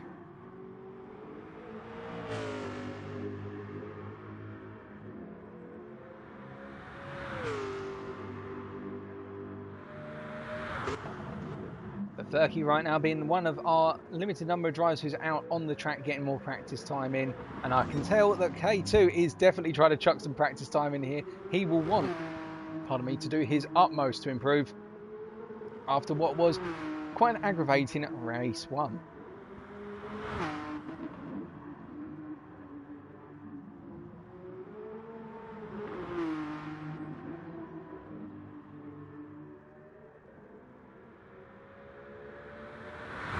And welcome to Driving Dutchman in the stream chat.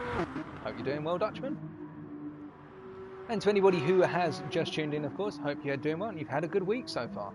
And we've still got plenty more racing action coming up for you. And race 2 is about to start. So race 2 is going to be underway within the next minute, ladies and gentlemen. And there we go. We've just had that confirmation. The countdown is in place and our drivers begin to head to their positions on the grid. Will it be another win from Trousers of Doom then? Let's find out.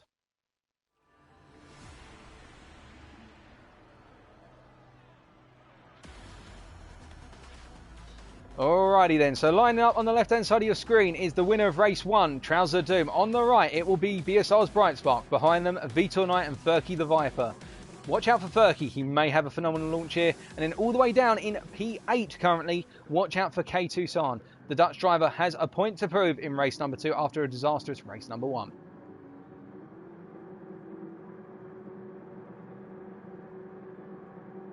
And it's lights out once again and they're underway. And it looks as though Hellcat has had a very good start to the rear of your picture. And in terms of race starts, Brightspark has actually had a strong start here. And I think he's going to be competing with Trousers of Doom, trying to go around the outside into 1. But Furky plants himself there in P2. And looking further back at your shot here, all of our drivers this time are making it through the first corner safely. And, well, coming up into turn 2 and 3, what's going to happen? Trousers has pulled away a little bit already. And Furky is starting to form a bit of a train in the braking zone, as we can see that K2 up into P5 and almost getting it wrong there coming out the corner, but he's up into P5 and McCall is off into the wall and K2 has spun out again. It's a disaster for those two drivers as they both get it wrong at turn 4 and they're going to have to get it turned around as McCall's in P8 now and he's battling with Jerry, our driver, for P7, and our driver I think will feel as though he's just about got it done as he's moved up the position. But further up front, as we can see already, Trousers of Doom is 1.1 seconds ahead and Furky is the cork in the bottle for the two Porsche drivers behind. Brightspark and Vitor Knight find themselves in battling positions and already starting to battle. It's already kicked off, ladies and gentlemen. We haven't even completed half a lap, so we'll keep our eyes on these guys, but we can't just watch them, of course, as Hellcat is up into P5. The Nissan driver who's made a little mistake at turn 10, but he's crept all the way out the field. Now the question will be, can he hold on to it? And I think Salimi is going to be the first one to strike him down the list as Salimi goes to the racing line but then tucks back in. Look at the legs on that Nissan. That Mercedes behind has got no grunt by comparison, and the Nissan driver just simply needs to get it right in these high speed zones and he's going to be holding on to that position. But under braking, Salimi knocks into him a little bit there, but he just about holds it on circuit. But I think Salimi may be wondering about whether he pushed the guy off there, but that's the stewards to take a look at if it's so desired. But Jerry up into P7, McCall in P8, K2 already going for the move into the turn 14, but ending up with a penalty coming out the high speed chicane, and he'll need to burn that and give the position back to McCall.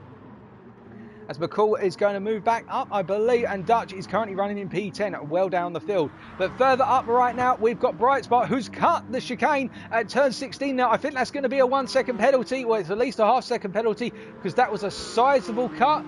Or he's just actually kept it within limits. That is right on the fringes. It's hard to tell on the camera angle, but Brightspot there pushing things to the limit in terms of cutting across the line. And well, can he do that again for 3 more laps? Because if so, that's going to gain him time. As Furky there, very, very slow on the brakes into turn 19, and that caught Vitor out massively. You could see Vitor carried so much momentum, expecting the two guys in front of him to have the same level of momentum, and he had to back out of it, the Portuguese driver being caught. So after 1 lap then, it is Trousers of Doom, 3.5 seconds already ahead of second place, which is Furky the Viper battling with Brightspark. Brightspark in P3, and he's going for the move, I think, on Furky as they come into turn 1. Furky taking the inside defensive line, of course, and Brightspark will throw it around the outside, and I think he's just about done it, and that's brave stuff by the British driver there, but the Turkish driver may have a response now as they're going into the uphill run into 3, and now they start to make their way all the way through the low speed section of the circuit, or sectors, as we can see Vitor Knight now in P4, and then behind them Salimi Cam, 4.5 seconds behind in P5. Jerry, our driver, driver in P6 having just got past Hellcat,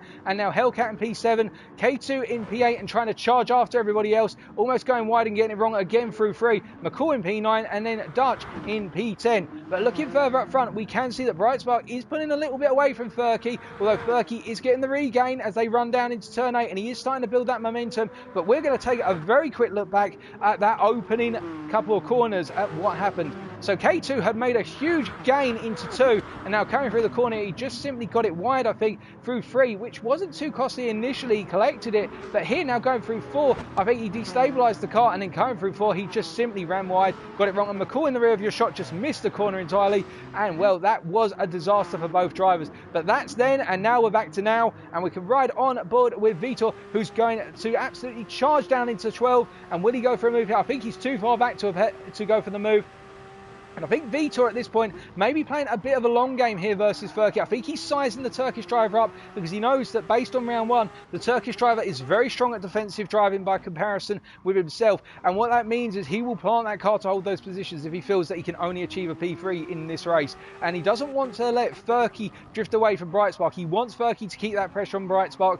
Playing a bit of a tactical game, the Portuguese driver here, as we switch away from his onboard and make our way over to Slimmy Cam, who's now leading a little bit of a train of cars in the battle for P5. He's leading ahead of Jerry R driver in P6, Hellcat in P7 and K2 in P8. All of the drivers within about 2.5 seconds of one another.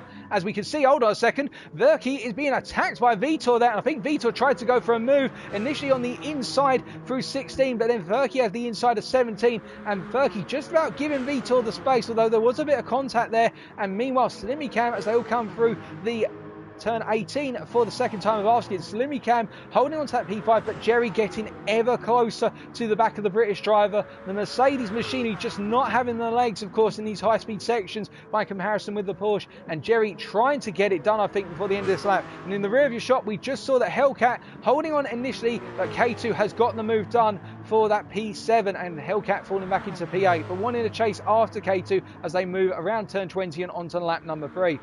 But coming back up front, we can see that Vitor has got past Furky, but I think he's gone a bit deep. We will take a look back, and hold on a second, Brightspark's gone off there. We missed that entirely. So what we're going to do, we're going to have a quick look back very shortly for you at what happened between Vitor and Furky, and then also Brightspark. But Vitor has gained massively, so let's flick back and see the move down the straight. So I think it was just a run under braking. It was running on the brakes there. He got the cut back in place in terms of covering off the cutback by Furky, and Brightspark just simply running wide. Nothing more to it, just running off the circuit there and finding himself in P3. And whoa, hold on a second, what on earth has happened to Furky the Viper? He's just dropped off massively. And it looks as though coming through 4 then, so he was doing well, and he's gone wide out of 4, and it snapped on him. He's gone into the wall, and he's had to reset himself, and that's why he's down in P4 and so far back now. And Vitor Knight has been released up into P2, but there's now only 1.5 laps to go and an 8-second gap to Trouser of Doom. I don't think Vitor's going to have it in him to close down 8 seconds in 1.5 laps, but he could prove me wrong, to be fair. Now further back, we can see that Jerry R driver has got past Slimmy Cam in the battle for P5, and Slimmy right now just running around happily. And further back, Hellcat in P7 once again. And what has happened to K2? Once again, he's dropped away. And he appears to have spun it out coming out of 7, and that would explain what has happened. As he's then come down to 8, he's probably clipped the wall somewhere coming out of 7. That outer wall there, proving a bit menacing if you run way too wide. But Hellcat back up into P7 and just doing a good job of running around consistently at the moment and not making too many mistakes by the looks of things. But looking further up front, we can see that Vitor at the moment is being closed up by Brightspark a little bit, whereas from Brightspark to Furky, that gap is opening up. It's now 7 seconds the gap. I think Furky may be settling in here and thinking to himself, well, race 2 is not going to net any more results unless somebody has a huge mistake. But at the flip side of the coin, of course, for Furky will be that he'll position himself well for race number 3, and maybe I'll use strategy to his advantage. Jerry at the moment in P5, just simply running along and closing a little bit on Furky, but that gap is oscillating between 4 and 3 seconds, so we'll keep our eyes on that. Slimmy further back by a further 4 seconds, for 4.5 seconds at this point. And then Hellcat at the moment, getting very tight on the limits there going into the low-speed chicane. Not sure if that's going to be a penalty for the driver there. Doesn't look as though it's going to be. He was just within the limits, but he has to be wary of that. And then further back, we appear to have a retirement, ladies and gentlemen. McCall has retired. We're just hearing at the moment that McCall has retired the car, meaning we've only got 9 runners out on circuit. So Vitor Knight at the moment, as they come onto the final lap, then Trousers of Doom is well up the road, 7.6 seconds. Vitor has closed the gap by approximately 4 tenths over the previous lap, but I don't think that's going to close unless there's a major mistake from Trousers of Doom. Of course, we're not hoping for that, but the flip side of the coin will now be that Bright Spark is charging after Vitor here, and again, Bright Spark now building that momentum. I think he has been sizing up his Portuguese opponent over the last lap and simply waiting for the opportunity, and now coming onto this lap, it is time for an opportunity, and Vitor already feeling the pressure. You could see a little mistake there on exit of 4, just simply running out onto the AstroTurf beyond the curb there, where it offers less grip, and the rear end on Vitor started to snap, with the rear right wheel in particular not having the grip afforded to it as he tried to plant the power down, because remember, these cars are mid-engine rear wheel drive, and that means all the power goes to the rear 2 wheels, and well, if you're not in the grippiest situation as you try to deploy that power, you haven't straightened the steering, then it is going to be do or die in terms of catching the car, and Vitor catching it for the time being, but you can see that Bright Spark is inching closer and closer where he can, but coming through 10 and into 11 now, I think Vitor's had a slightly better run here, and that gap is opening up to 8 tenths, and it will now be in the run down to 12. Will Bright Spark be able to close this up? And I think he is doing a good job so far. He's closed up a 10th already, coming out of 11. But the point of being here, how much will he close up in the high-speed chicane? He's got to nail it by comparison with Vitor here. And I think Vitor, as we look back from Vitor's car, he's just simply doing enough to hold on. In fact, he's not doing enough to hold on, because Bright Spark has gained massively, and he weaves to the inside initially, but not able to get the move done there as Vitor tried to hold the middle of the circuit. But Bright Spark is breathing down Vitor's neck, and they're charging after one another as they go around through 15 and up into 16, and I think Bright Spark here will be feeling to himself, he can keep this pressure up, he'll have a move on as they're coming down the bridge, but meanwhile behind, a look at Jerry catching up to Furky. We'll keep our eyes on that on the timing screens, but Vitor at the moment will have to look at going defensive for probably the last couple of corners in order to hold off the charge in Bright Spark here as he's coming into turn 18, 4 tenths separating these two drivers at the moment, and well, it's all to play for. Now, will Bright Spark try and go for a move into 19? He's a long way back if he's going to send it, but he will try and carry as much momentum as possible out of 19 and into 20 before going for the full send, and look how much momentum he's carried. He's gone into the wall, and I think that's enough for Vitor to hold on to second place. But speaking of results then, coming out of the final corner to complete race number 2 is Trousers of Doom, your race winner by 6.8 seconds, but coming up into the final corner, it is Vitor Knight who will be leading this pair across in P2, Bright Spark bringing it home in P3, and then we've got Furky the Viper just about holding on, I think, for P4, unless Jerry gets a really strong run out of the final corner, but I think Furky's done enough. It's going to be a drag race to the line, but the Mercedes has just about got the legs, and Jerry, our driver, comes home in P5. Then it'll be Slimmy Cam coming up to the final corner now, currently in P6. Into the final corner he goes then, just one more straight to run, and it's going to be a simple sprint to the finish, and I think Slimmy's done enough for P6 as he comes across the line, and in P7 Hellcat brings the Nissan across, having gained a good number of places and holding on to that P7, and behind him is our Dutch 175 in P8, and then the last of our running drivers, K2, who's coming through the low speed chicane right now. K2 having another absolutely dire race due to just some innocent mistakes, and well, he's going to have to do it all in race number 3. The Dutchman, knowing he's got a huge amount of pace to unleash on everybody here, but it's simply getting that pace down on the circuit, and he's struggled it in races 1 and 2 so far. That's not to take away from his racing abilities, of course, as he comes out of turn 19 and makes the run down to turn 20. And he'll be feeding, of course, the fact that he does need to find a way of simply nailing things now. Coming into 20 then, around the corner to complete our racing order.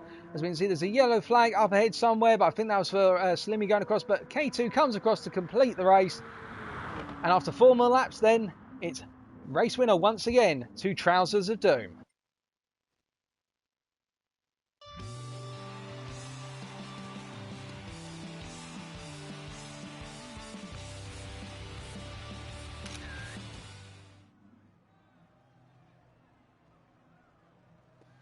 Well, that was quite a tempting race for some of our drivers in terms of going for moves, but everybody kept it relatively cool. Good battle between Vitor, Bright Spark and Furky, which ended with Furky losing out initially and then Bright Spark dropping away. Vitor just about holding on to the end there, but again, these 3 drivers who are battling for P2, P3 and P4, you've got to imagine that there's going to be plenty more battling in the finale of tonight.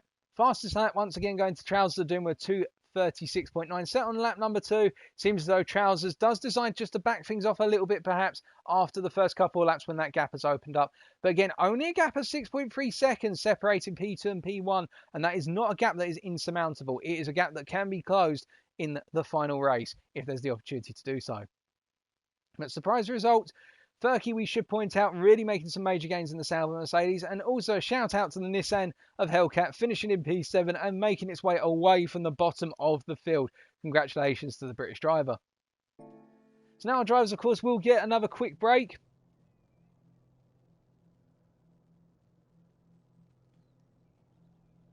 They're going to get a quick break in and then just simply get underway with race number 3. And we're going to take a quick liquid refreshment break.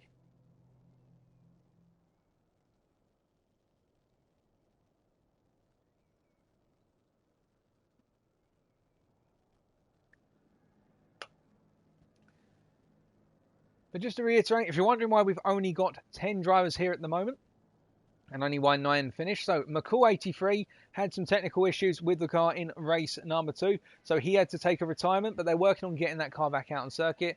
And if you're wondering where Edge, the Portuguese driver, has gone, well, unfortunately for Edge, he's had to retire from race number 2. At the end of race 1, there was a bit of a disaster for Edge where he faced a retirement, and they're struggling to get the car ready for race number 3. And they're trying to get the technical issues out of the way. So we're waiting to find out what's going to happen with those 2 drivers.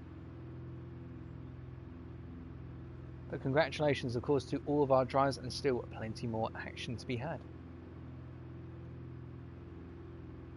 And a shout out to Lord Hush, who's joined the chat. Welcome, Lord Hush. So we've got our time of day change. It's now at 5:10 in the afternoon. So we're coming up to the final race. We've got fine weather now out on circuit, so a good bit of sunshine.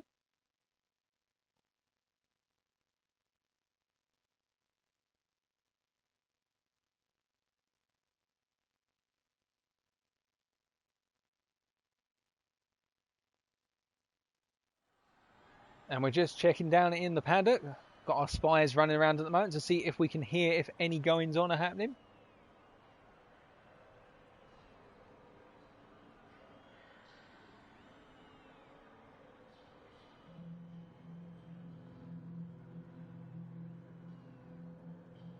Not hearing too much. I think K2's feeling it a bit after essentially putting 2 races into the storage bin. I think he's just hoping that he can get the pace out in there. But some of the other drivers right now just giving him a pat on the back to say to him, look, you've got the pace, you just simply need to deploy it. And that can happen sometimes. I've been there myself where you know you've got a lot of raw pace, but on the night when you're actually planning to race, you just simply can't get it deployed, or you're making mistakes every time you try to push. And it's just a mind thing. You've just simply got to mentally settle it down and think, right, I'm not going to let the past results determine what my final result will be tonight. And that's the key thing. Now, of course, in this final race, this is a 7-lapper now. We've moved on to the more extended race. And the important thing about this one is all of our drivers have to make that mandatory pit stop. Now, we saw in EU Division 1 that a good mixture of drivers went for the new tyres versus staying on their old racing medium tyres. In EU Division 2, however, we saw that everybody went for a tyre change. Now, the offset is that if you go for a pit stop with a tyre change, it's approximately 10 seconds in length. Whereas if you go for a pit stop without a tyre change, you're looking at a pit stop somewhere in the region of about 5.5 to 6 seconds. That'll be the time loss. And that means really it's going to be a trade-off. Do you as a driver feel more confident in running deep into this race on heavily worn tyres? No, not on laps 6 and 7 in particular. Those tyres will start to have an effect on how much confidence you can have through the corners, and particularly sectors 1 through to 3, but also the high-speed chicane of turns 12 and 13. That'll be a critical factor. Or do you go for the fresh rubber, knowing that you will be faster and the race time will come to you at the end of the race, so long as you're not caught fighting people?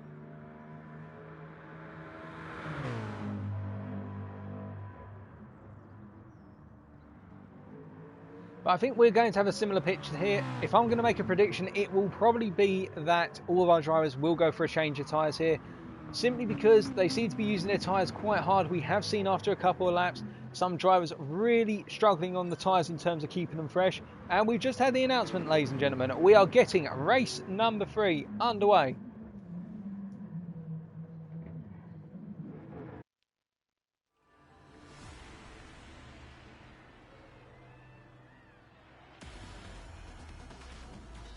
Alright then, for the final time then, as we roll down to the grid, it will be Trousers of Doom leading us away on the left-hand side, and it will be Vitor Knight this time, joining him on the front row on the right-hand side of your picture. Behind them, Fierce Hearts Brightspark and Furky the Viper. Keep an eye, of course, on K2, who will be running once again and looking to make up as much ground as possible and just nailing it this time. 5 red lights separating us from go.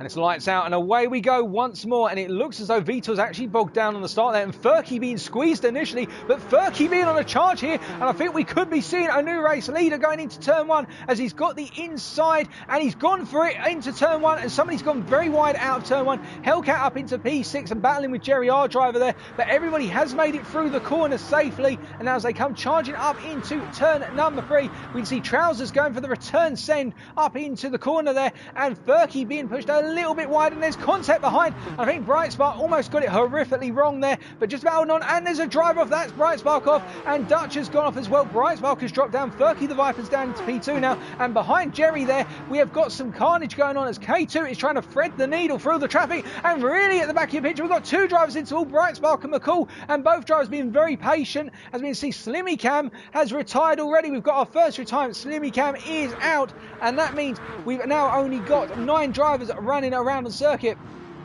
But, well, in terms of change of positions then, we did initially have a surprise in the form of Furky getting in front of Trousers of Doom, but now we've settled down to the typical order of Trousers being in the lead and trying to pull away.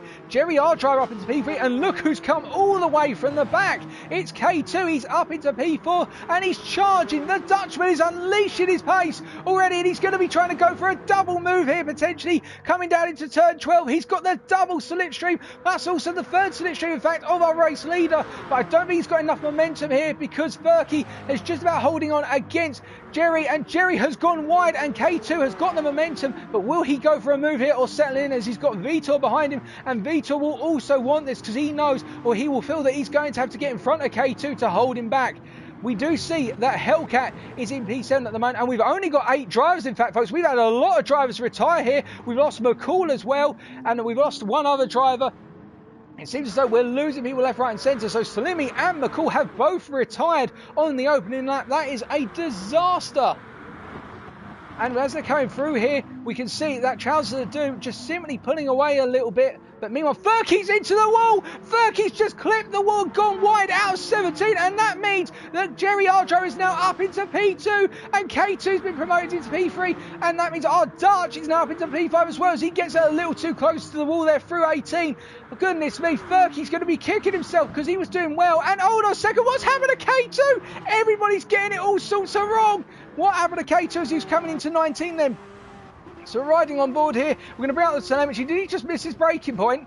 And in fact, it looks as though he had to release the brakes as Vitor tried to send it there. And I think there's going to be a war of words there, but that did not look as though it went down very well in the eyes of K2. And Vitor immediately waiting there. I think Vitor knew in his mind that he caused that accident, or felt he had. And Brightspark is into the pits now after one lap. We're just going to double check, have any of our other drivers come into the pits? It doesn't look as though they have, as we have got... We're just going to flip around and look at your telemetry timings then as people are rejoining the lobby. I think there's been some technical issues with connectivity, but Trousers has not pitted. Neither has Jerry. In terms of our Dutch, he hasn't pitted either. And it looks like Furky stayed out on circuit so far. Hellcat as well. K2 as well. And the first driver then to pit is Brightspark. And Vitor has also gone for the pit. So Vitor and Brightspark both appear to have gone for the pit. Or as Vitor, I'm not 100% sure. We'll have to wait and find out. But those are the guys, well, there's only one driver who's definitely pitted so far, and that is Brightspark. So this opening lap has been full of drama, and not the kind of drama we necessarily want to see, with 2 retirements back to back already. But really, the story to be told here is the fact that Jerry, our driver, has made his way into P2 and is probably reveling in this right now, and so is Dutch, who's in P3. But of course, you've got to imagine that if one driver is now going to be chasing after those podium positions, it's going to be the Turkishman of Furky the Viper, who is chasing after the 2 Dutchmen, and he will want to come home in P2 here. He knows he can get a very good result, particularly given that his main rivals have taken themselves out of the equation in the battle for the podium, and that being Brightspark and also Vitor Knight. And I think we've got a move on for P8 right now, as I think Hellcat's had a little bit of an incident in turn 10. We're just going to find out there. So as he was coming up into the corner, running behind Brightspark, having dropped behind the British driver, he went into the corner there, and it may have been some contact between the two. I'm not 100% sure. Wasn't too clear on the cameras there, but Hellcat went off at turn 10, and Vitor is up into P7 as a result of that moment. So now, as we look around the field, then the closest drivers out on circuit at this point in time appear to be Furky the Viper and our Dutch, and Furky already making ground and trying to get past our Dutch. And you can see Dutch knows it's coming because he immediately started to weave to the inside, and he's going for the defensive line into the low speed chicane, but this will cost him so much momentum into 17, and Furky just needs to nail that cutback, and he's done it very well. And Furky, as he's charging around the corner here to 18, he's going to go for a move through 18. Now, you don't normally see this, folks, and he immediately he's backed out of it because he knows that if he's going to go for it, he's going to have to lean into Dutch, and that would be an absolutely crazy place to try and take a move on the inside, because you can only really get one through 18 as he carries a huge amount of momentum through 19, and Dutch is feeling a huge amount of pressure because of it. Now, further up front, we can see, further behind, we should say, we can see that Bright Spark and Vitor Knight are now on a charge after K2. K2 2.7 seconds up the road and chasing after Furky. But in terms of Furky, I think he just needs to get this move done, and he needs to find a way past the Dutchman, because if he doesn't right now, then when he comes into the pits, he's got to remember that Bright Spark definitely has pitted so far, and that means that Bright Spark could jump him through the pits if he loses a huge amount of time here. The gap between the two of them right now, if our predictions are correct, is about 10 to 11 seconds between Furky and Bright Spark, so it's not that much of a gap remaining, and Bright Spark just needs to keep building that momentum and close it down, and he will be ahead of Furky come the end of the pit stops if Furky pits for tyres. But still, up front, having a rather peaceful race at this point in time is Trousers of Doom. Seems to be running to the script right now for the British driver, but of course we've got plenty of distance to go, and he'll be wondering, when does he want to pit? Does he go for a nice mid-split pit stop in terms of pitting on lap 4 or 5 in order to split his race in half? Alternatively, does he decide just to go long and then pit right towards the end? If I was in Trousers' position right now, knowing that I've got two slower drivers behind, as hold on a second, I think we've had a move for P3 here. We'll come back to our theorising about strategies in a second. So Furky then coming through at turn number 7. Now, did Dutch get this wrong out of 7? In fact, yep, Dutch lost a lot of momentum out of 7, and he's pulled to the inside to defend, and Furky just simply got it done. He had the momentum into the braking zone. Dutch went to defend it, but he simply threw the car in, and it wasn't enough to stop Furky from taking it around the outside, and Furky up into P3. Now, if you're in Trousers of Doom's perspective, I think he'll probably go for a pit stop on lap 4, because simply put, you want your tyres to be in the absolute prime condition. You know the guys behind you, the only one who can compete with you really in terms of pace is Furky, but he's got a lot of ground to make up, 13 seconds in fact, as we can see that both Vitor and Bright Spark have got the move done, or have they? As Bright Spark goes very wide out of 13. I think that might be a penalty for the British drivers. He defends the inside into 14. It's not a penalty, in fact, folks, because of the fact he was just able to keep it on the AstroTurf there. Our stewards not decreeing a penalty, and Bright Spark hold on to that P6. But what has happened to K2? Because he was running a minute ago in P5, and now he's dropped all the way down. He's battling really hard for P6 against Bright Spark. But that is getting very difficult here, and I think we've had an incident from K2 somewhere, because that is unexpected. We're going to find out. We're going to jump back and see what happened to the driver. Well, if it happened, it happened quite early on, because we've missed it, and he just ended up in the freeway battle versus Bright Spark and Vitor there. So K2 must have made a mistake somewhere. Alternatively, has he pitted and we just didn't catch it? We're just going to check our timing screens to see whether we've missed something here. But as we jump over, and he hasn't taken a pit stop, K2, as they're coming to the end of that. But speaking of pit stops, Jerry, our driver, is into the pits right now, folks, and that will release Furky, I believe, as he comes across the line to complete lap number 3. And in fact, Jerry is still ahead of the pair of them, so all that battling between the two drivers has meant that Jerry has actually got the job done and given himself clean space on track and a fresh set of rubber, and that means Furky now will have to work even harder because of the fact he's been battling so much with Dutch. And well, Dutch is going to be absolutely laughing himself to the bank here in the fact that really he's got himself into a nice comfortable fight for P3. Of course, it'll be a shame for him that he won't be competing for P2, but he'll be thinking to himself, right, I've only got one driver I'm battling with right now, and we're both going to have to pit at some point. So that's worked out for him. So Jerry clearing the battle for P3 right now, as long as he keeps this momentum up and doesn't find himself dragged into a potential mistake. Behind them, we look to the telemetry screens and we see that K2 has not pitted yet, and he's back up into P5. So these guys are chopping and changing more so than deals at Wall Street, as we said yesterday, and we're going to find out what's happened next. So coming out of turn number 3 then, and up here into turn 4. Now, there was contact, in fact, between Bright Spark and Vitor, and I think that contact has just let K2 jump back in front. So the fact that Bright Spark and Vitor won't give one another a breather, and it's turning into an absolutely mad rivalry. I think we've got a rivalry equivalent of Senna and Prost here. We'll definitely in the case of Bright Sparks, he's running Senna's livery, also Prost livery when they're both racing for the same team, but those two just constantly exchanging places and not wanting to give one another room. In terms of a breather, I should say, as it looks as though Dutch has been cleared a little bit now by Furky, but jumping back to that battle for P6, we can see that Bright Spark trying to use the distance literally off of K2 to pull him along here.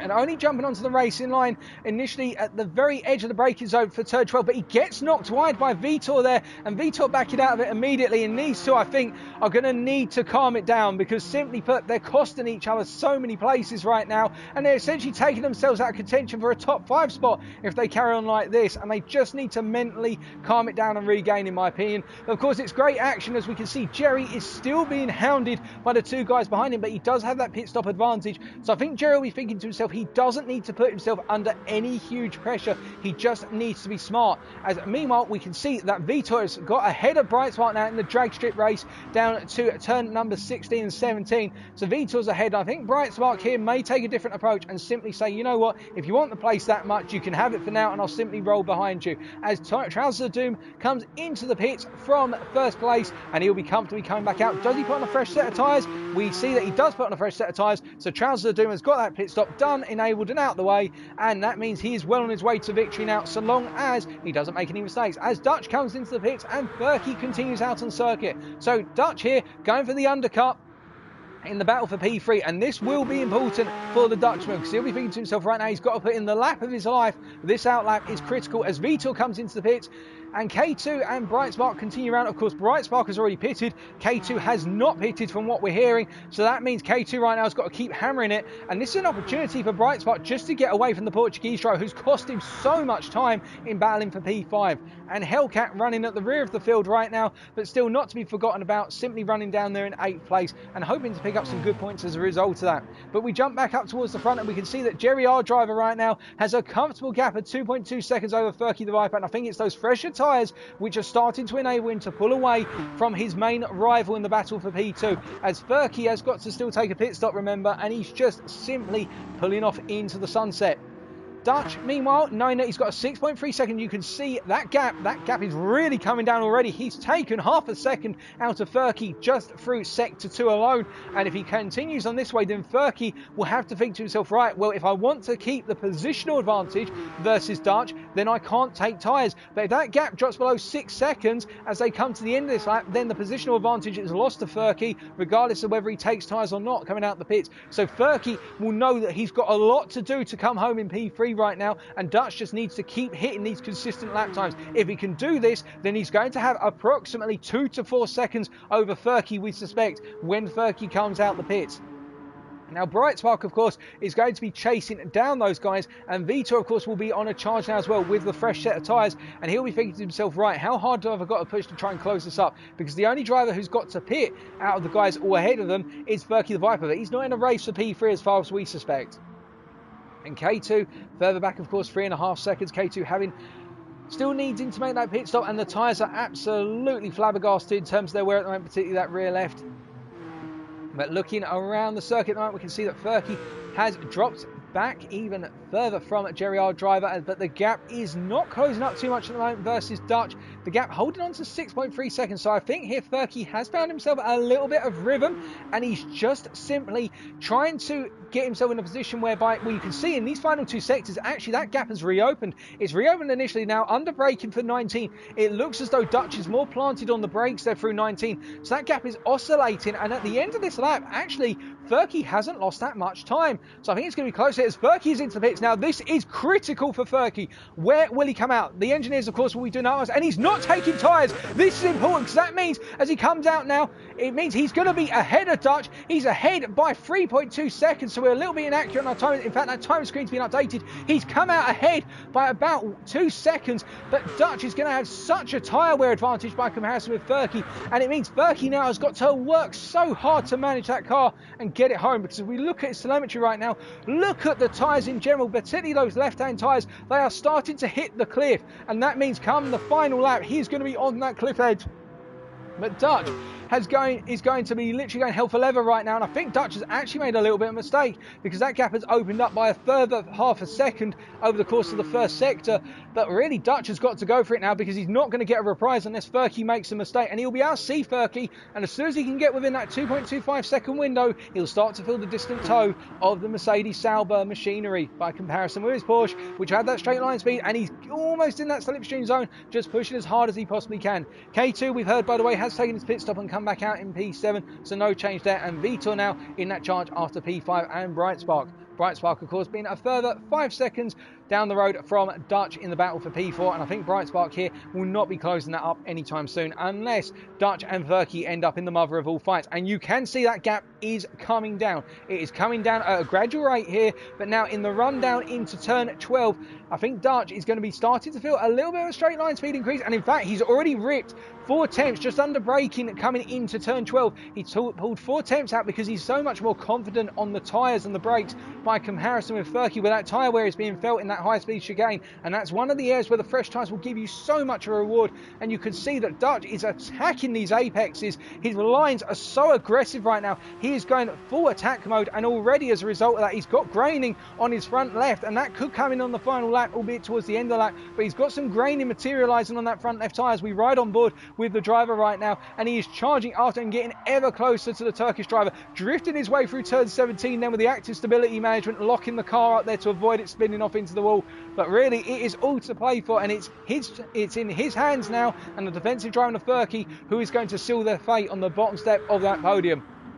And coming on to the final lap then will be Trouser Doom right now. He's so far up in front, 17.1 seconds. But I think he can afford to take a little bit of a break as Jerry, our driver, goes into the wall there, and he will lose approximately 2 seconds of time to Furky and Dutch as they come through the corner, so long as they don't make mistakes, of course. But I think them chasing after Jerry just needs to bring this home now. But it is getting ever closer in the battle for P3, and 1 lap to go. And look at that gap, ladies and gentlemen. It has come down massively in those final 2 sectors, and we have got a race on then for P3. Will it be Furky or Dutch who comes home as our third place runner? Will the Dutchman have it in him to get the move done, or will Furky throw up a defensive masterclass as he has done so many times before? Going defensive immediately into turn number 3 then, and going sideways, and Dutch trying to get the cut back, but Furky was there, and he's going to go around the outside into 4, and I think they're side by side into 5, and Dutch is still going to be there now under braking. Is he going to cede the position, or is Dutch going to throw it in? I think he's going to throw it in on the brakes, and unless Furky's got a response here on cutback, and he's got the response because Dutch has gone wide, he's going for it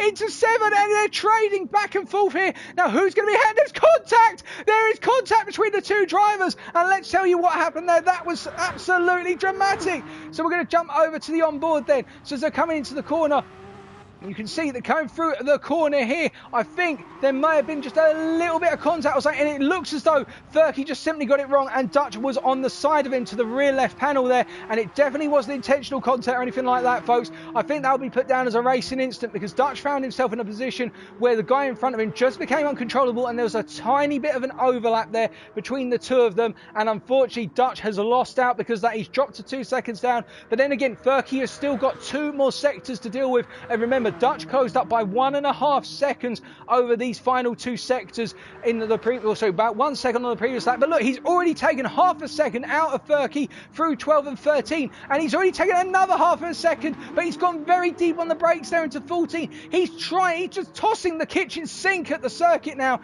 He's going for it. He's trying to get as much time as possible into every corner here. Dutch not holding anything back and just going hell to leather. The gap now 1.4 seconds. If he can close this up, this will be a miracle, and we all have a good magical miracle on the final lap.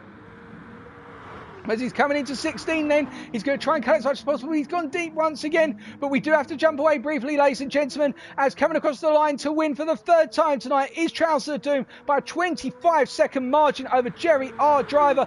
Meanwhile, in the battle for P3, Dutch is getting ever closer. We'll keep our eyes on this for a little bit longer. As you can see, that gap is now 1 second, and Furky has gone very deep on the brakes into 19. The pressure is building on Furky. He's got 1 more straight, 1 more corner, and then 1 more sprint to go. Can he hold on? And we'll see them coming to 20 in the corner of your pitch, and Dutch has gone for it. He sent it, and you can see that whilst Jerry has come across in 2nd, Dutch has planted it in front of Furky, and he's got it done through a last-minute lunge into turn 20. My goodness. And celebrating coming across the line in P5 is Brightspark, And Vitor now coming home in P6 by the looks of things, unless there's anything else to go here, unless there's any mistakes, which I doubt it. Vitor will be kicking himself for this result. I think if he would feel he would have been on the podium if it weren't for the battling and the incidents, but coming home in P6, and then a further 27 seconds down the road at the moment, coming into turn 19, is K2, who's just had literally the worst possible night tonight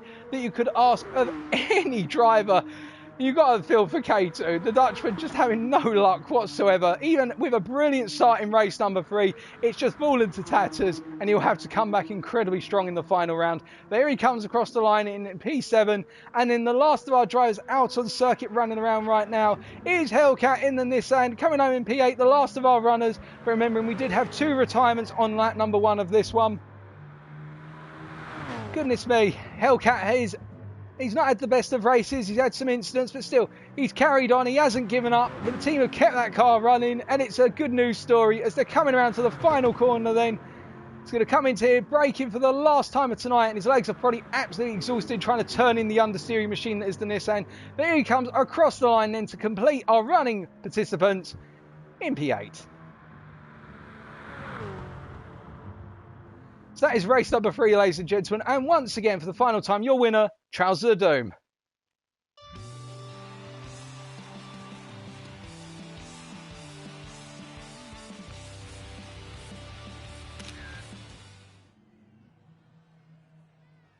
What a cracking finale, folks, particularly the battle between Furky and oh goodness me, I can't even say the names anymore.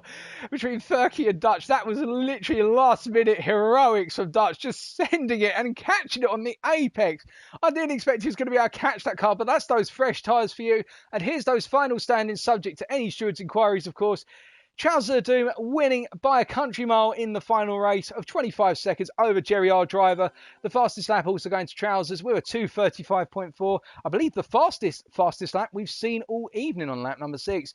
Jerry, our driver, that P2, and our Dutch finishing off our podium in P3. And Furky, despite going for no tyre change during the pit stop, coming home in P4 after a defensive effort that was highly valiant. And now, congratulations firstly to all of our race drivers tonight. Whether they were able to bring it home or they had a retirement, they all deserve a round of applause for some fantastic racing.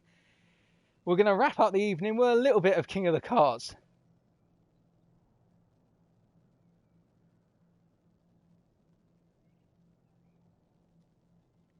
I'm just going to take a very quick sip of water.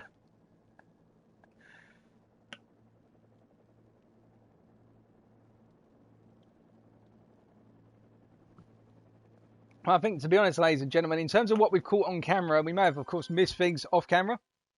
And that was the mother of all moves from Dutch.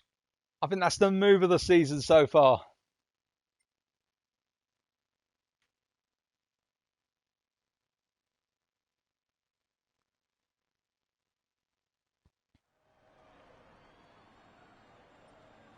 So, of course, now we have got King of the Karts for the wrap-up finale. So we are going to be getting out on track, and I'm hoping the camera isn't broken on our kart.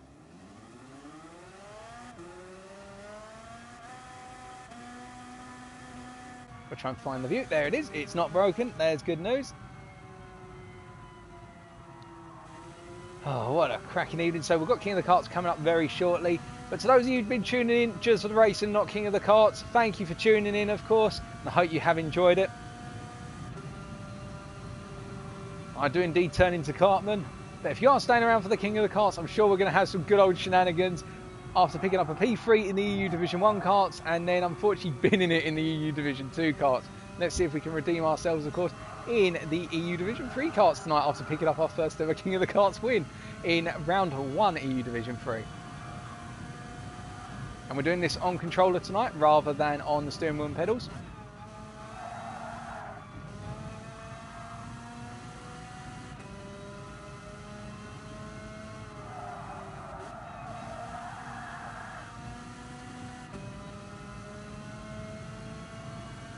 Fantastic racing by all of our drivers tonight.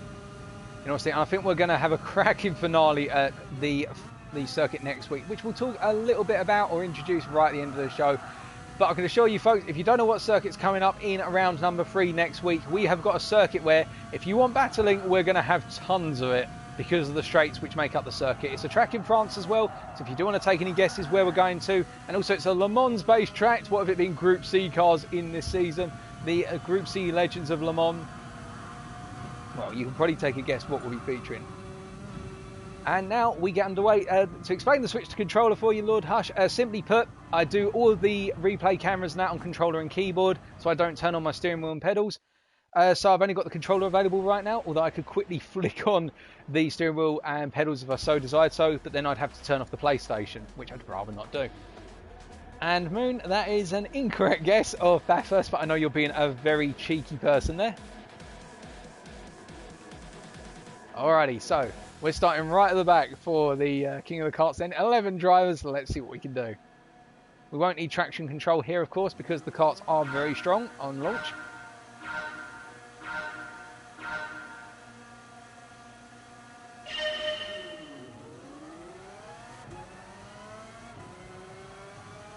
Well, here we go then.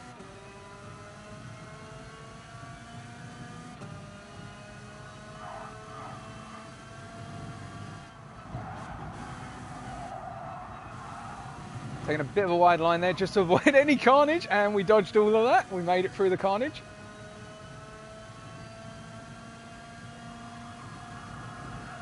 Turning into a bit of a demolition derby up front. Oh, that was close.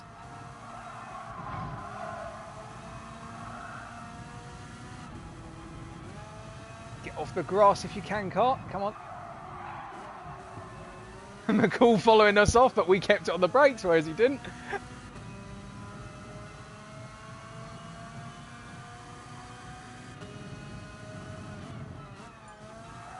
I think McCall's had to retire again due to a technical issue. McCall just being blighted with technical issues. In fact, EU Division 3 tonight being blighted with a number of technical issues. And despite it all, it's been good, and we're holding on here to P5 right now, chasing after the race leaders. They're only 1.8 seconds up the road, and we're gaining on them.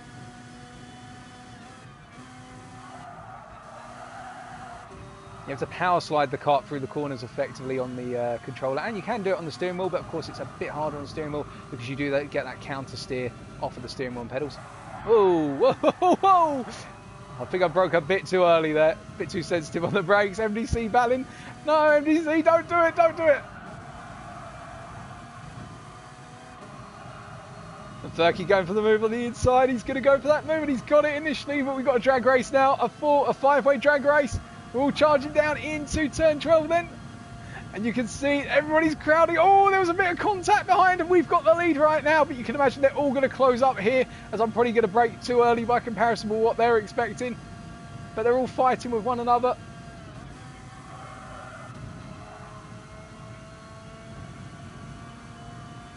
Just holding on right now. I'm not going to defend this. There's no need to defend it. We'll get the cut back instead. We'll swing it in. Right, I've got to be careful now. We're coming over the bump in the road. I've got to make sure I don't completely botch this.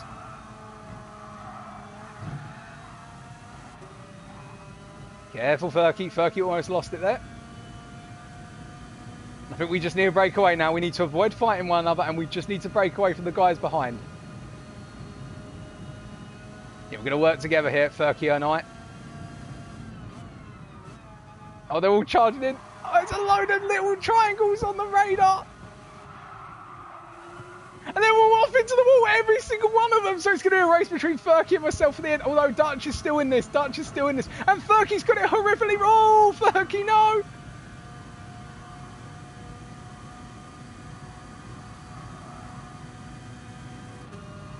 I've got Dutch behind me. He's going to go for the run. He's got the run into 19.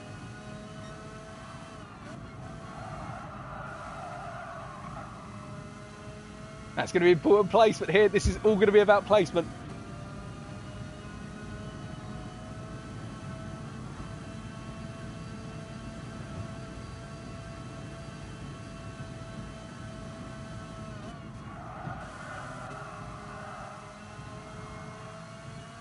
Don't think I've got enough momentum. I think we're going to get beaten to the line, unfortunately. I think Thurkey carried a lot more momentum, but I'll take a P3. I'll be very happy with a P3. Oh, that was good fun.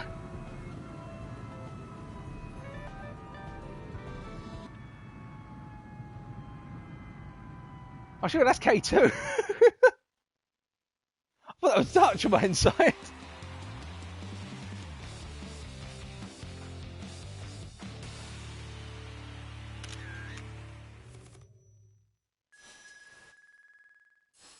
Oh, that was crazy. But good fun, of course. And, well, that really wraps up the show for tonight, ladies and gentlemen. So, we have seen an absolutely fast and furious set of races for all three EU divisions over the course of this week. Of course, it's been round 2 out of the 3 rounds. And, well, I don't want to say that any particular EU division did it better than any of the others, because all of them had some absolutely crazy battles. But one thing for certain we can say is that next week, when the series concludes, the season concludes, I should say, at Circuit Le Saf, Le Mans, the 24-hour circuit with the chicanes, as the Group C machines head there. It's going to be up to our drivers to see what they can get on those long and lengthy straights, and I'm sure there will be plenty of battles ahead.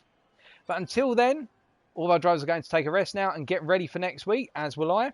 If you did enjoy the show tonight, be sure to let me know. And also, if you're not subscribed already, feel free to subscribe to the Twitch channel. If you do want some more sim racing entertainment tomorrow night, do keep in mind that I will be casting the finale of Season 6 of the Ace Design Endurance Championship for 2020. And we've got a cracker there in the Tier 1 category with a battle for both the championship win and also a 6-way battle for P3 all the way through to P8, if I remember correctly.